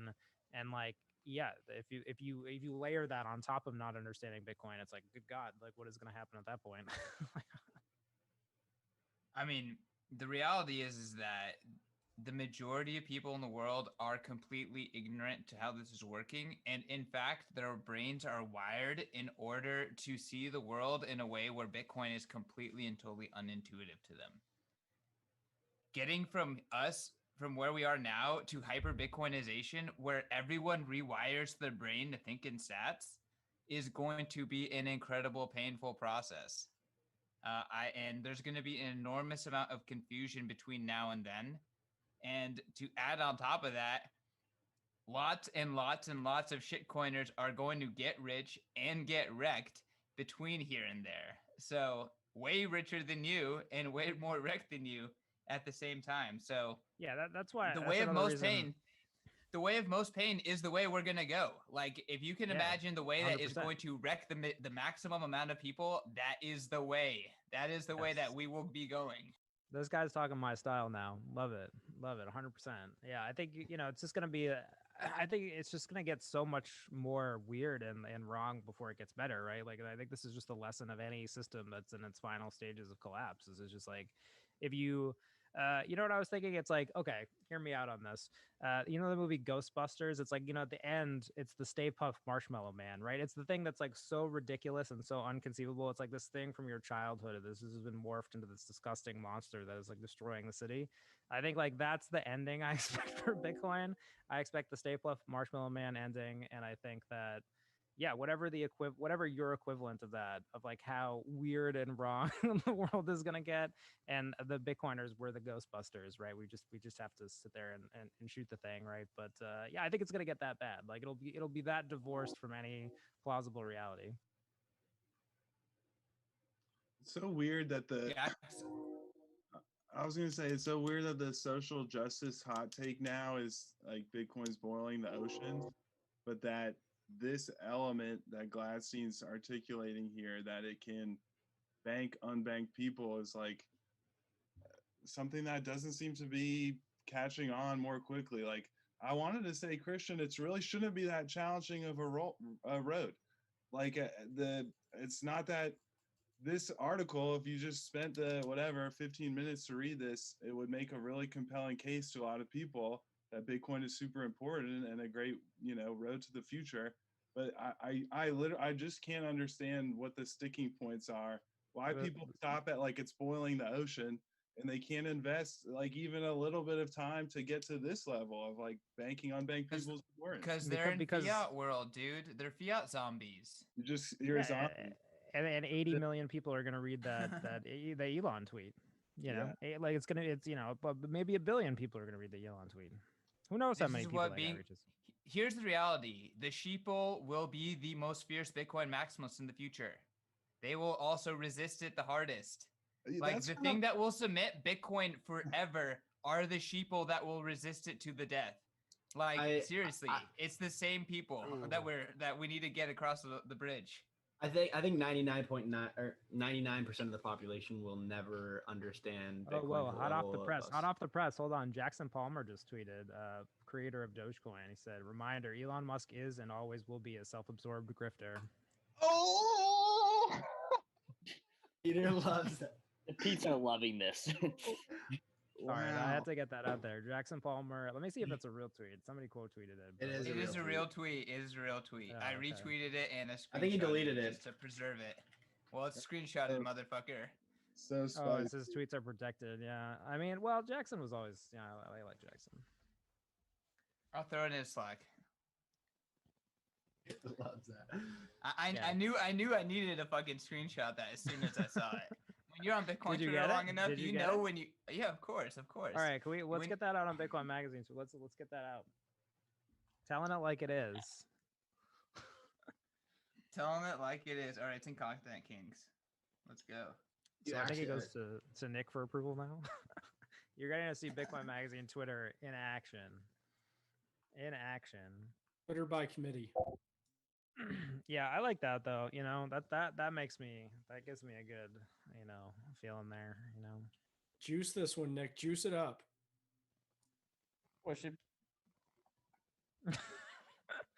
This is actually happening. do we just ship post it and just drop it with no caption or just no what? Context. Ooh, Yeah, that's say a tough creator of one. Dogecoin. Yeah. You'll don't know that. Oh yeah, that's true. Yeah. The creator of Dogecoin speaks. I don't know. Is that Creator of Dogecoin dunks on Elon? Creator of Dogecoin, ladies and gentlemen. That's nice. We're gonna watch Nick in real time. Can we write this A/B tweet. test this by chance in fast elite? Well, you gotta write two versions and then delete one. All right, we're not hosting a public meeting here. Okay. This is how the editorial room should be run. I think. We pretty much are hosting a public meeting right now. Let's just live stream the content meetings in the morning from now on. Yeah, it's the same thing. I mean, that could be we could do this over Twitter Spaces if you want. I know that we would gather a large audience. All right. Do we want to keep talking about checking your financial privilege?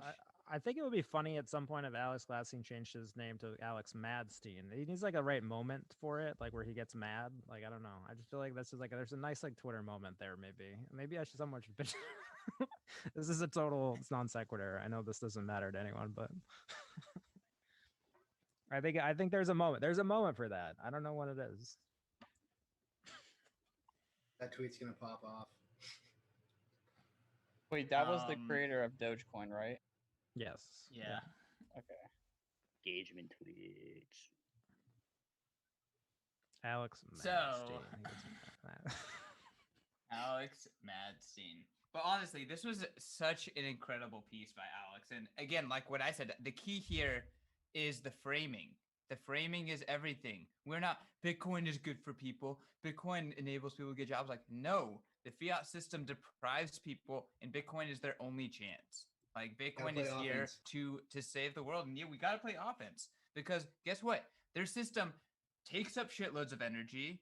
Their system kills people by design, and it sucks. It's not even good. Why are we defending this shit? A lot of transactions per second, though. You know, you gotta give it that. Yeah, like it literally requires brainwashing you. It requires brainwashing you to want horse shit, so that way it can take advantage of its only redeeming quality, which is centralized payments. Jesus Christ. It's not even good. I can't send from Venmo to fucking Cash App. I can't do that. Like, it's still, like, not even good. Yeah, but... Like, even Visa and MasterCard, it's a different system for different credit cards. Like, it's a different payment network. Jesus. At least with fiat, it's easy for the IRS to collect what they're owed. I don't want them to have to jump through. Not really. There's an insane amount of don't you like spending fiat though? And saving in Bitcoin, or just don't you like having the best of both worlds? Fiat. You know. I mean, as long as the fiat world is just like the ultimate privilege. Backs, I might as well spell it. I feel like that's like the ultimate privilege, is to live in both systems and then take the best of both. We're crushing contrarian opinion. Maybe we're the worst, actually. Like, no, I love that take. We're crushing it right now, guys. We're the best of both worlds. Dylan hates like everything I'm saying right now. You just I love it. Fired me up. Casey, Dylan, how many times a day do you transact on the Bitcoin network? On average, probably 0.5 times a day. I'm like 12. P, I have a multi-sig quorum running on my own node. So that's good. Wow. I'm not just a number guy. Is that in your Tinder profile? Yeah, it is. It gets a lot of girls, actually. I have a multi-sig quorum running on my own node. Try it. Honestly, like that is the best way to filter. Because if they know, they know, and if they don't, they can have fun staying poor. It doesn't get many of the green-haired girls. Yeah, I don't know if that's gonna get a swipe, CK. Yeah. Maybe his new Bitcoin Magazine headshot will get him a swipe. Dude, extreme filtering, Tyler. No bullshit. You're just going straight to it. The high school headshot is money. Yeah, I love it. I think it's hilarious. He's so much cuter in that, and he's fucking ugly as shit on these streams. So what Bitcoin does to you. Battle hardened. Is the tweet out? Yeah, retweet it, bro. Jesus. All right. I'm glad that you guys love your jobs. That's what a man likes to see. Do you guys want to talk about some bullish price action or what? Because I mean, no. even down from the highs, we're still up from the halving price by quite a substantial margin. Nick, before we go to that, of the halving, yeah. I wanted to touch on the job thing. There is no other job where I could tweet under someone's account, like Eric Hasselhoff. I butchered his last name. the dude who always fuds energy, he tweeted something and I commented "get fucked, idiot" with the middle finger, and CK, my boss, liked and retweeted it. What other company can I work for and do that? And my boss supports me. I like that. That's the #1 perk that's most important to you, Nick. Dude, Nick is an essential part of the shit posting Bitcoin Twitter community. He's essential. The legend. But yeah, CK, continue. I'm always watching, guys. Always watching on Twitter. Sounded so sad though. Unemployable. Yeah, I know for a fact I'm unemployable, and I'm sorry I'm spoiling all y'all because every other job will suck. I know that for a fact. How about the Dogecoin developers? Let's talk about that. Let's talk about where they're going to get these new Dogecoin developers. Huh? Yeah, that's where Are I they was gonna at have too. to start training them? Because like, there are none. Yeah, he's just gonna pivot Tesla. Well, I think this is a great move. All right, contrarian opinion. Maybe a great move for Elon because you can prove that he didn't create Doge. So if he like sort of takes it over and starts running it, they can't say that it's a centralized thing that he launched, right? So then he kind of like becomes Dogecoin, and then but it's not a security at that point. So No, what the key here Doge full is nodes. y'all. Doge is not a security. That is the key. That is the key. That's why Doge. That is why Doge. Everything else is a fucking security. So then if he is like essentially the master of Doge. See, this is what Jihan tried with the Bitcoin Cash, right? Like it's again like it's you try to get control of the coin, but like in a way where nobody can really prove that you're the owner operator. So I think he's got the best both worlds here. He's basically taken over a coin, and nobody can say that he owned it, launched it. There's no the regulatory clearance. This is next level. This might be the 5G chess. I might buy this argument right now. Wait, so is he pivoting to control Doge, or is he launching Elon Coin, or both? Well, I mean, hey, if you have Doge, you can launch Elon Coin on Doge, right? Like you're once you're kind of the master of the network. Well, because that's the trick, right? You want like as as a alternative cryptocurrency person, you want to own the network without being able to anyone to be able to prove that you control it. Right, that's the game. Because if you can get that, that's the game, right? So better Dogecoin than Elon Coin, which would suspiciously seem like you control coin. It would probably suspiciously, yeah. The So SEC, rather than the SEC would see a red flag with that one. So this might be like an evil genius like move where this is actually because as CK was just saying, it's like what's the argument for Doge as security? I mean, it's the dead coin that's been around for 6 years. Can't really make that argument. Well, here's the thing too, is that there's a lot of other dead coins that just don't have the same meme value. So here's another attack vector on the government. Like truly, my view on the altcoin space is the altcoin space is just a massive DDoS on regulators. And guess who wins in that battle? Fucking Bitcoin.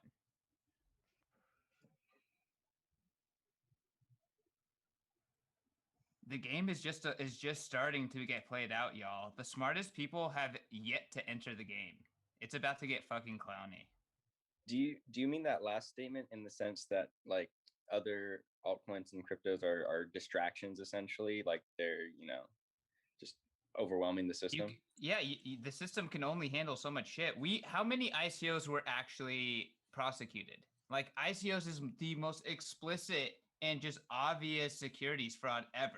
And how many were actually prosecuted? And even the worst of them, they only got slaps on the wrist. Like EOS Block 1 is one of the biggest holders of Bitcoin, one of the largest holders in the of world. Bitcoin. Exactly. So they won. They DDoSed the regulators. They took advantage of the system. They freaking promoted themselves on NASDAQ and Times Squares, and they won. As Brian Hoffman says, it's not a bull market until Dan Larimer launches a new coin. So watch out for that. We still got a few more indicators left. It's still early, guys. But yeah, I truly believe that the shit coins are DDoS. What's the tweet update, Nick? How are we doing? Almost 100 likes and 100 retweets. Is that good? All right. I don't like work talk on the stream, guys. Pete, I'm gonna have to give you some ground rules before the next show. Let's talk about the halving. Like, I think it's so. Here's my take on the halving. At the time of the halving, the biggest kind of cognitive dissonance between the halving is priced in people and the halving can't be priced in people is literally their interpretation of what the halving being priced in means. So everyone who's saying the halving is priced in means that the miners won't go out of business when the halving happens, and they already know that they can operate their businesses, in a 6.1, a 6.25 BTC world. And then everyone that's saying that the halving can't be priced in is saying that you don't understand the halving will make Bitcoin's price go up so high that if you buy now, it's at an extreme discount if you understand that knowledge. So there's like this kind of cognitive dissonance.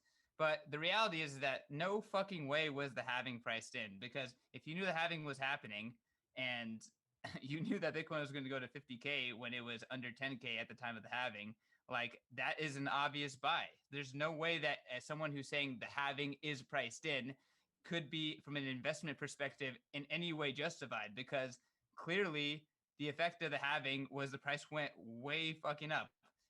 Am I wrong here? Like, I want to hear someone's perspective. Dylan, was it the macro landscape or was it the halving that brought the price up to this level?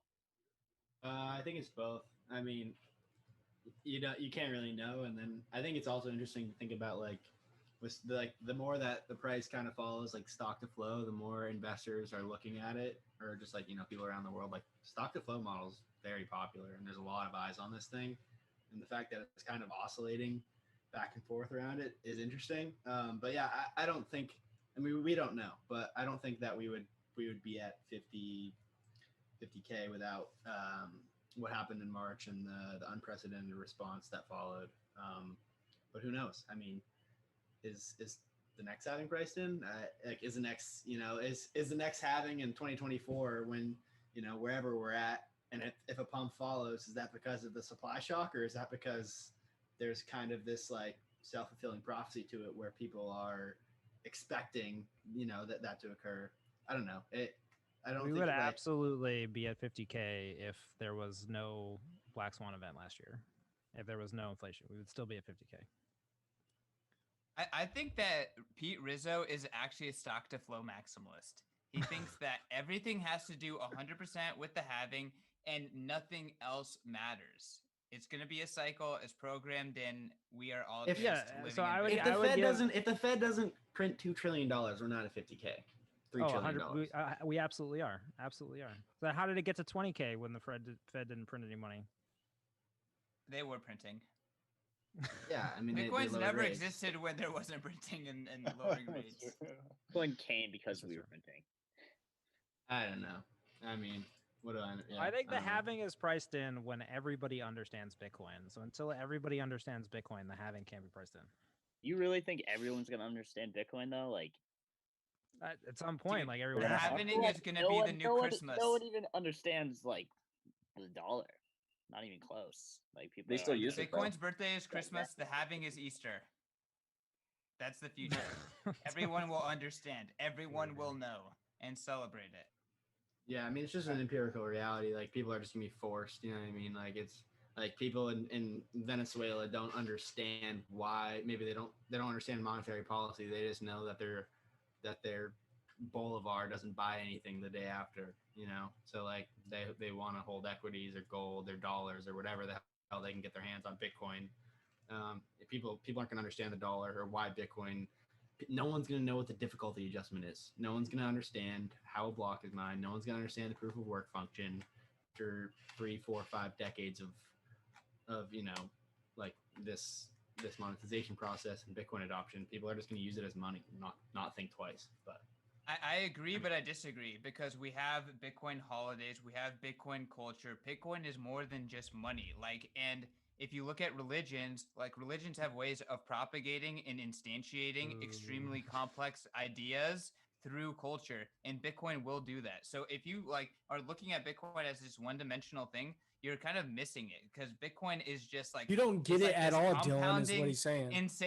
It's this compounding insane thing. And I do believe that every single person is going to know what the fuck the halving is. Every single person will celebrate the halving. Once again, it's going to be this celebration. It's going to be something that is part of human culture. And just like Christmas, the whole world accepts it. Like, it's going to be universal. I truly believe that. I agree. I also think that we're complete nerds, and I mean that's great, but the complete nerds were 3 cycles ago, and every cycle there's less nerdy people joining in. Yeah, true. At some point you just get rid of the Gregorian calendar, and it's just like a year is a Bitcoin cycle, and then people just age differently, and then it's Even really at like that point, even at that point, there's still cycles. like that's how we live longer. It's like 3 after. It's like 3 after halving at this point. Like all right, so 3 after Genesis or after Satoshi. I don't know how you want to. CK, are you on record? Yeah. Are you on record that the programmatic Bitcoin calendar will replace the Gregorian Christian holiday calendar, and there will still be halvings left, as in that will happen in the next 120 years? So, no, I don't think it's going to replace. I think it will be added onto. I don't think it needs to replace. It's just going to layer on. So Rizzo is the one who's the maximalist. This guy's a Gregorian maximalist over here. Yeah, I don't know. How can the halving be Easter and also Easter is Easter? That doesn't make sense. I was just trying to put it into perspective. But maybe that shit will go obsolete and we'll just be on Bitcoin. Maybe. Who knows? But I thought that Matt Odell nailed it, that normal time, kind of like sun-oriented time, is great for like the future. And Bitcoin block time is perfect for the past, because block time almost like cements history way better than 3 o'clock, 4 weeks ago. Boom, block time. It's so much better than that. Which is why we use the standard clock time for Bitcoin Core updates. UTC, right? Well, it's with Taproot. This is a big part of Taproot, yeah. Rizzo, so we have some lingering Gregorian calendar maximalists within the Bitcoin Core development community, and I, for one, just want to call it out while I have the soapbox. Isn't Luke Dash Jr. like a major Gregorian? No, he's on the block time. He's on the block time. He's on block time. He's get rid of the regular clock. There's no regular clock. Respect. Wouldn't that violate his agreement with the Roman Catholic Church? I mean, like, I don't know. Yeah. Get him on.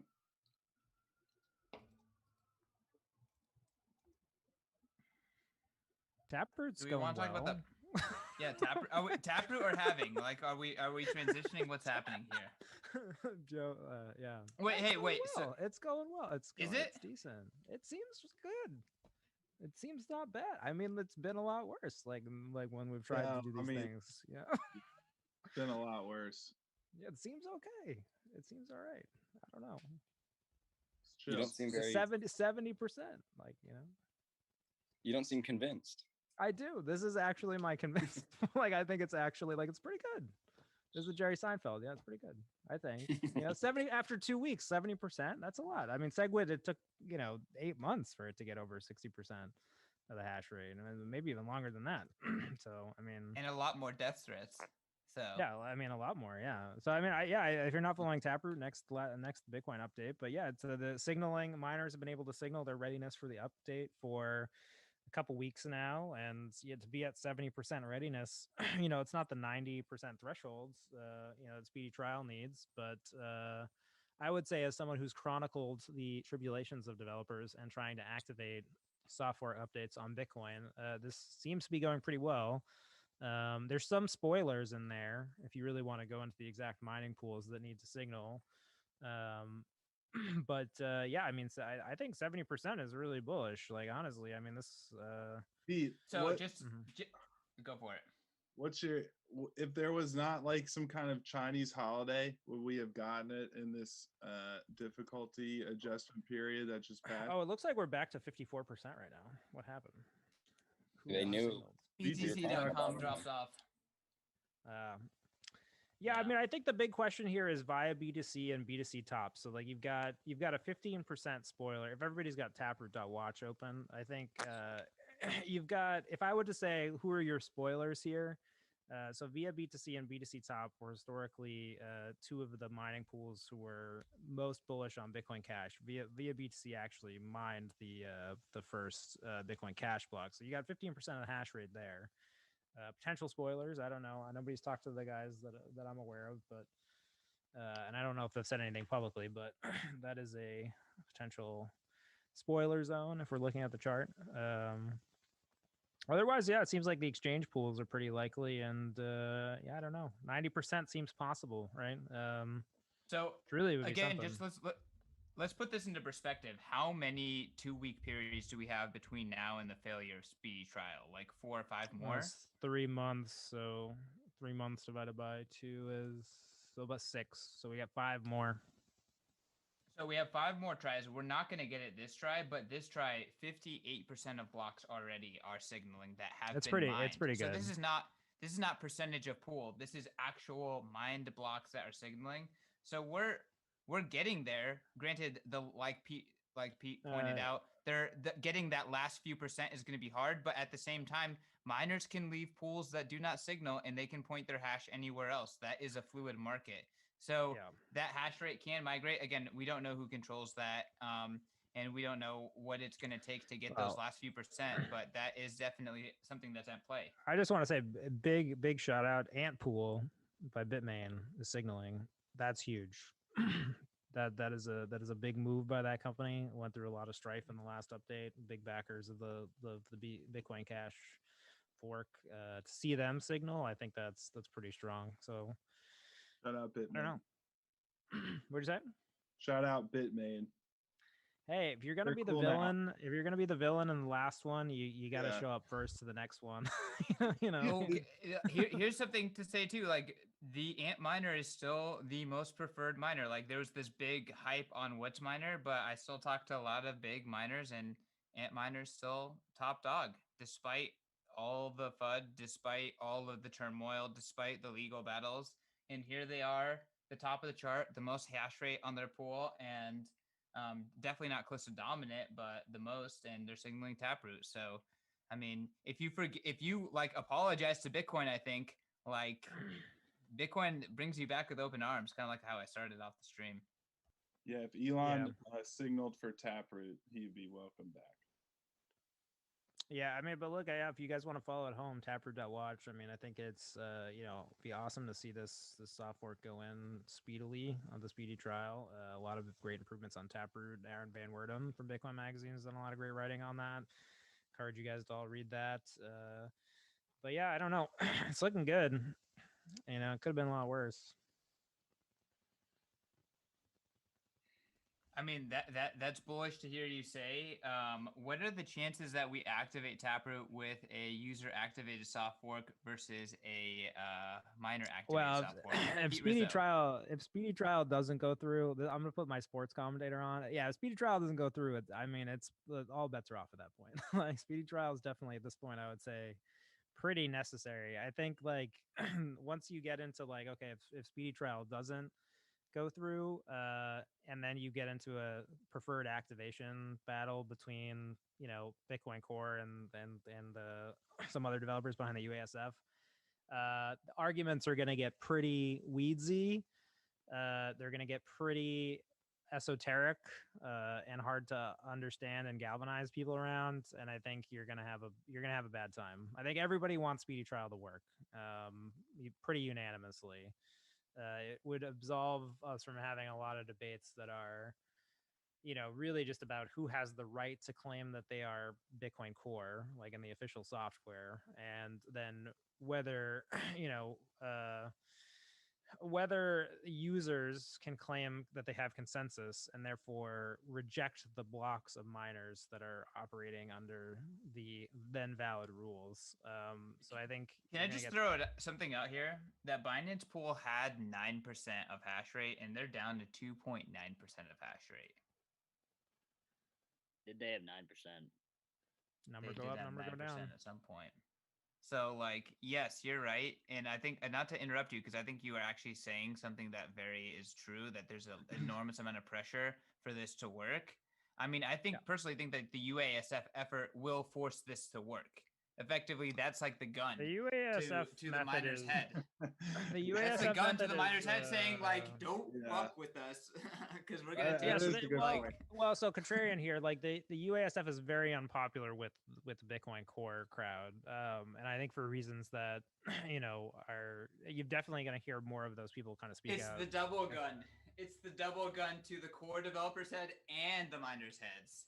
Well, so by the rogue developers. I think if you're pro UASF, the question that the core people would have you ask is like, do you have the right to claim consent? When do you have the right to claim consensus? And then when do you have the right to reject a miner's block, like, or actually kind of push them on another chain because they're not following the rules? So this goes to like, if we're trying to build a Bitcoin network where no one can use force against anyone else, if you are supporting a UASF, are you not supporting the use of force against someone to achieve your ends? And if you are using force to achieve your ends, are you really building on Bitcoin? How is there force? Because you're gonna run client software that someone else is gonna disagree with. There's no force there. Well, if that is how the logic of violence has de-escalated, then man, that's a really great redefining of the use force. Well, as the UASF is currently coded, so the current implementation of that client, it would reject the blocks. So again, like it would make those blocks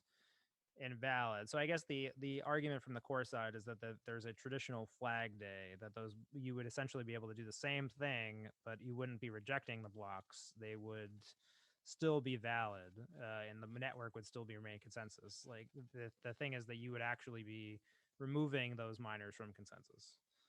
So it is the choice of the minority to remove potentially what would then be a majority from consensus. So you do get in some of those. I mean, these are very fun conversations. I'm sure everybody wants. No, then it's gonna be a hash competition. They still can't remove the majority. If the majority continues to build off of a blockchain that remains longer than theirs, then there's nothing they can do. They're just I think the headline is nobody wants to talk about this, and everybody should want speedy trial to happen. Yeah, I feel like the headlines for sure. Like I like CK's guns analogy. That's how I feel. Let's just like this should please work. And we just need to the SegWit situation. I want to throw in the argument I always come back to at this point, which is like it's good that it's hard to make significant changes to Bitcoin. I'm with that crowd. That's like it should just be super hard. Is the base layer ossified after Taproot? I think so. So when people say the base layer is ossified, what does that mean? Like, does that mean on a consensus level? Does that mean like, it just 21 means million's ossified? Like some things are ossified. Well, I mean, when people say that Bitcoin is going to be ossified, what they're saying is that, it's going to be politically unpalatable and, essentially too large and distributed for there to be any coordination at all. So I think that this is why speedy trial remains really interesting. And I think, it's not getting many headlines these days. And there's a lot of great stuff from Aaron Van Werdum on Bitcoin Magazine about it if you want to dig in. But the mystery of consensus remains one of Bitcoin's, big things. And I think Taproot is... quietly, if Bitcoin is able to kind of really shine through this, then I think that's going to say a lot about where we're at as a community. If we really struggle with this, I think it's going to be coming at a time when we're under a lot of pressure from, the global powers that be about the energy use of mining, when Elon's launching his own coin or leveraging Dogecoin against us. I think, it could get, might not be Elon can fuck himself. Clouds ahead. Elon can go fuck himself. Y'all, we're getting close to the 2-hour mark. We got some folks on the East Coast. How are we feeling here? Is it time to wrap it up? Can we keep going? What's the temperature test? I mean, right now I'm feeling good. I'm kind of excited right now because the difficulty change was massive, and blocks are. I don't know if you guys have seen, but like blocks are just absolutely cooking. Like they're coming in so fast right now. Still, blocks are cooking. What's the block time? Ooh, I'm looking at Clark Moody right now, and that's 8:18. Great resource. Shout out Clark. Wow, 8 minutes and 18 seconds. That is ripping. That's really fast. I'm seeing 4.4. Yeah, I'm seeing 4.4% upward difficulty adjustment. Shout out to fellow Krakenite Clark Moody, bitcoin.clarkmoody.com. Great Bitcoin tools. Website around since 2011.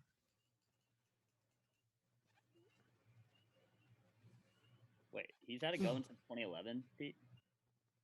Pretty sure, yeah. Clark's been around. The dashboard may not be as new, but definitely his website. Yeah, and I knew he's an OG for sure.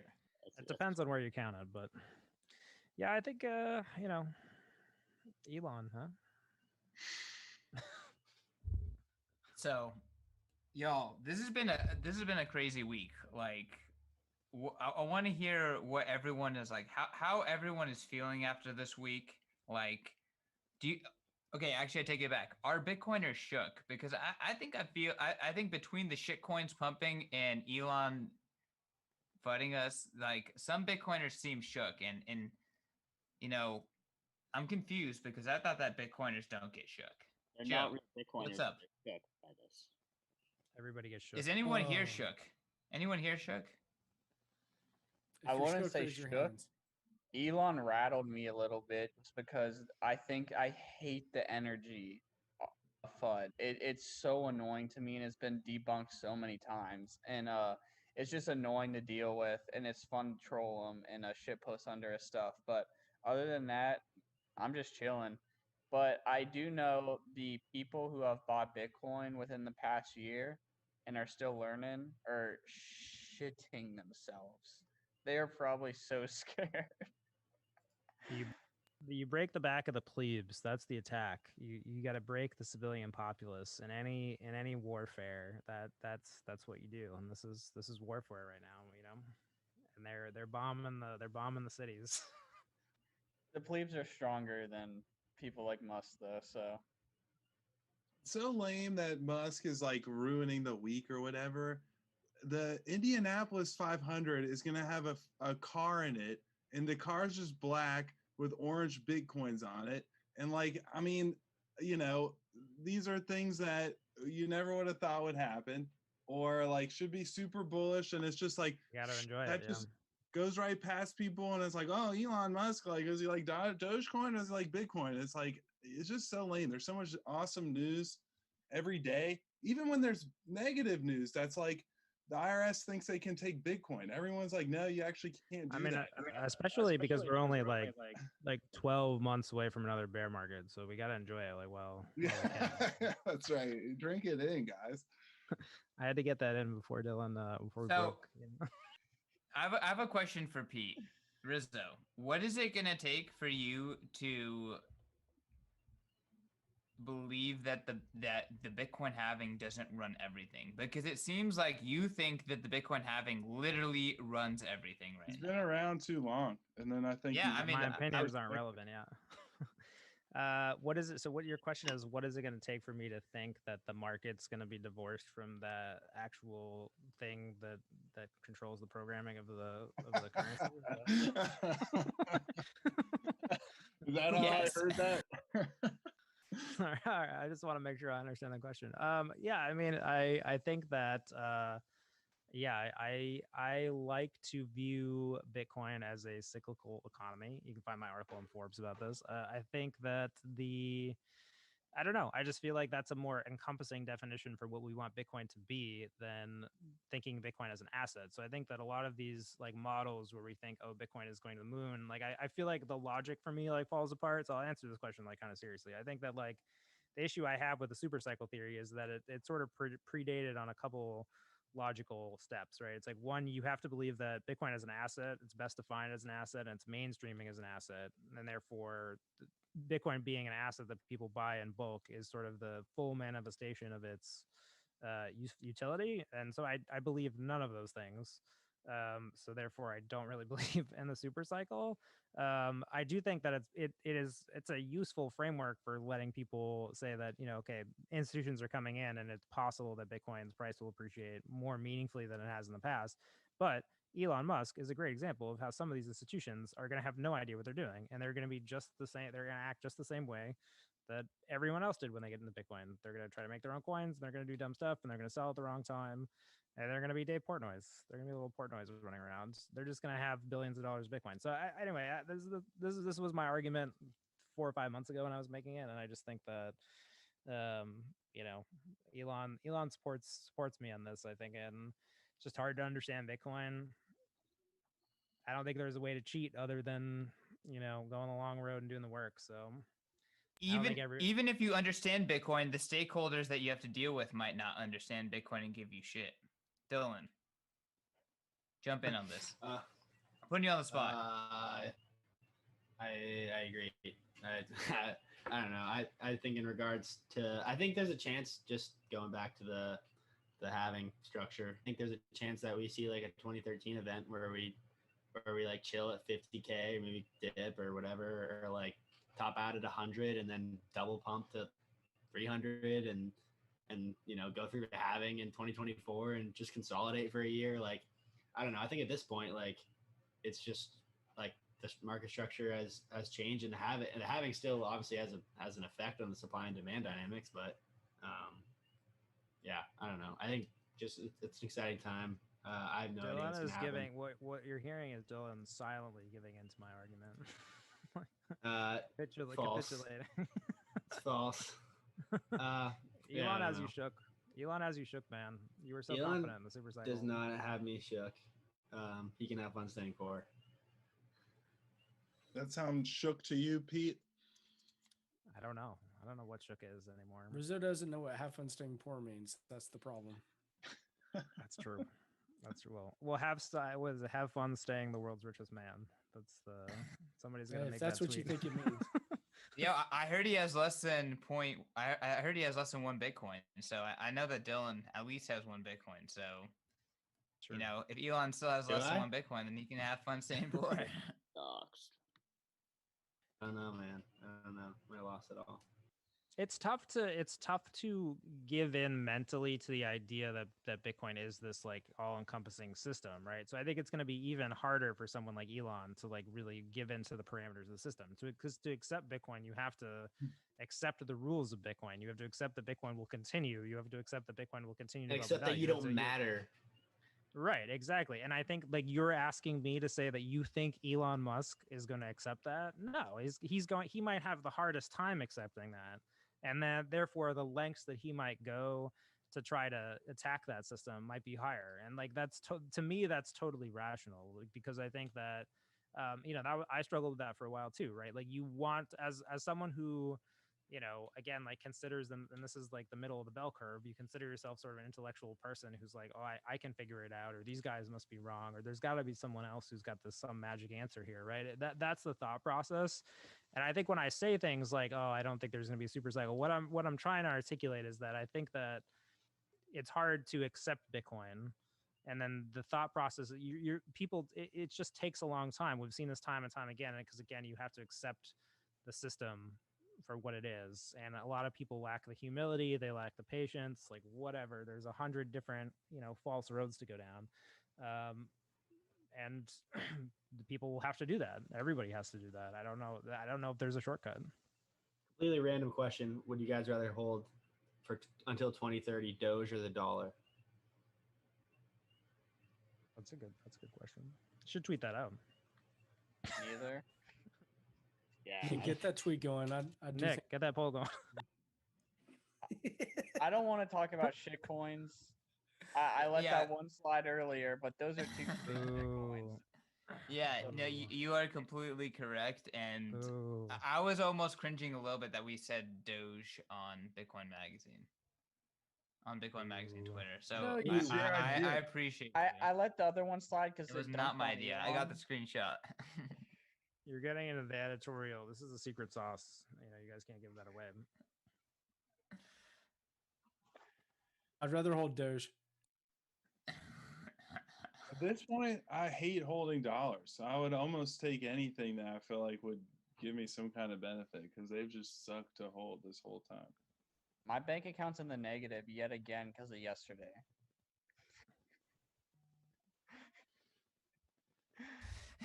Nick is just like can't help but stack.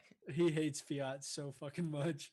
I actually was planning on keeping some money in my bank account just to have like $100, but then like I don't know if the one time I decide to keep fiat in my bank account, it just nukes in price. Like that's just the market telling me never keep money in your bank account. Like, how dare you? You must pay for your sin by stacking. Yeah. Now I'm Y'all. negative like $2, I think. You know, those overdraft fees. Y'all, Pete needs to bounce. I need to eat dinner. I see some glossed over eyes. Casey hasn't said anything in like 30 minutes. I'm going to pass it over to Casey. What's your last word, man? Talk to the Bitcoin audience. Tell them what they need to hear. First of all, don't give a fuck about Elon. You don't have to worry about it. I promise. Straight from Bitcoin Magazine, you don't have to worry about Elon. And I think Nick is just bullish enough, maybe a little bearish. So as long as we continue on the path of Nick being bearish, then I think we'll be okay altogether. So that's my final thoughts on the whole week. Super excited for Bitcoin Miami, and hopefully I'll get on magazine happy hour some more. So see you guys later. Fuck Elon. He's not living in our head rent free, dude. Get out of here, Maxwell. Peter Chihuahua, what's your last word?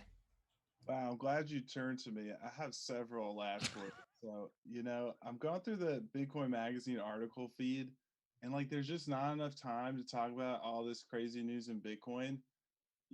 Everyone out there should just be constantly checking in with us, clicking us articles and stuff. Just this week, Square announced that it had made $3.51 billion in Bitcoin revenue in the first quarter of the year, and it bought more than 3,000 Bitcoin. Shout out to Tyler LaRoche for reporting on that story. Goldman Sachs started offering Bitcoin derivatives. They're FOMOing in. The CFO of the world's largest hedge fund defected to NYDIG so that he could focus on Bitcoin. The desire to focus on Bitcoin is literally in the press release about him doing that. Whatever, Turkish government's cracking down on stuff, who cares? Doesn't irrelevant. Iran's banning Bitcoin trading. This is an editorial meeting. Check your financial privilege, Peter.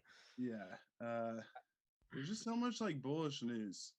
That was what, UBS is going to start selling Bitcoin probably.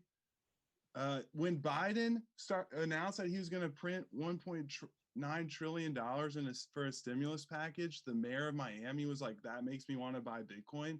I mean, that should blow people's minds. This is an elected official who's like calling out this clown show and defecting to Bitcoin publicly. And everyone's like, that's awesome. You do that. Stanley Druckenmiller is like, yo, I don't believe in the USD anymore. Like, come on, guys.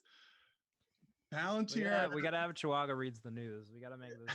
This is gonna be a morning stable. It's weekly bitch right now. I could keep going. Palantir is gonna buy Bitcoin. Tyler, I know that pisses you off for some kind of reason. They're gonna accept Bitcoin. It's the end. We don't need to get into it, but I hate it. Yeah. Papa John's in the UK is giving free Bitcoin to people just because they're like, this will make people want to buy pizza because everyone like wants Bitcoin. Kind of fiat. I would pay for this to be my alarm clock each morning. A fresh feed of this. Then the last story on here, Binance is being probed by the U.S.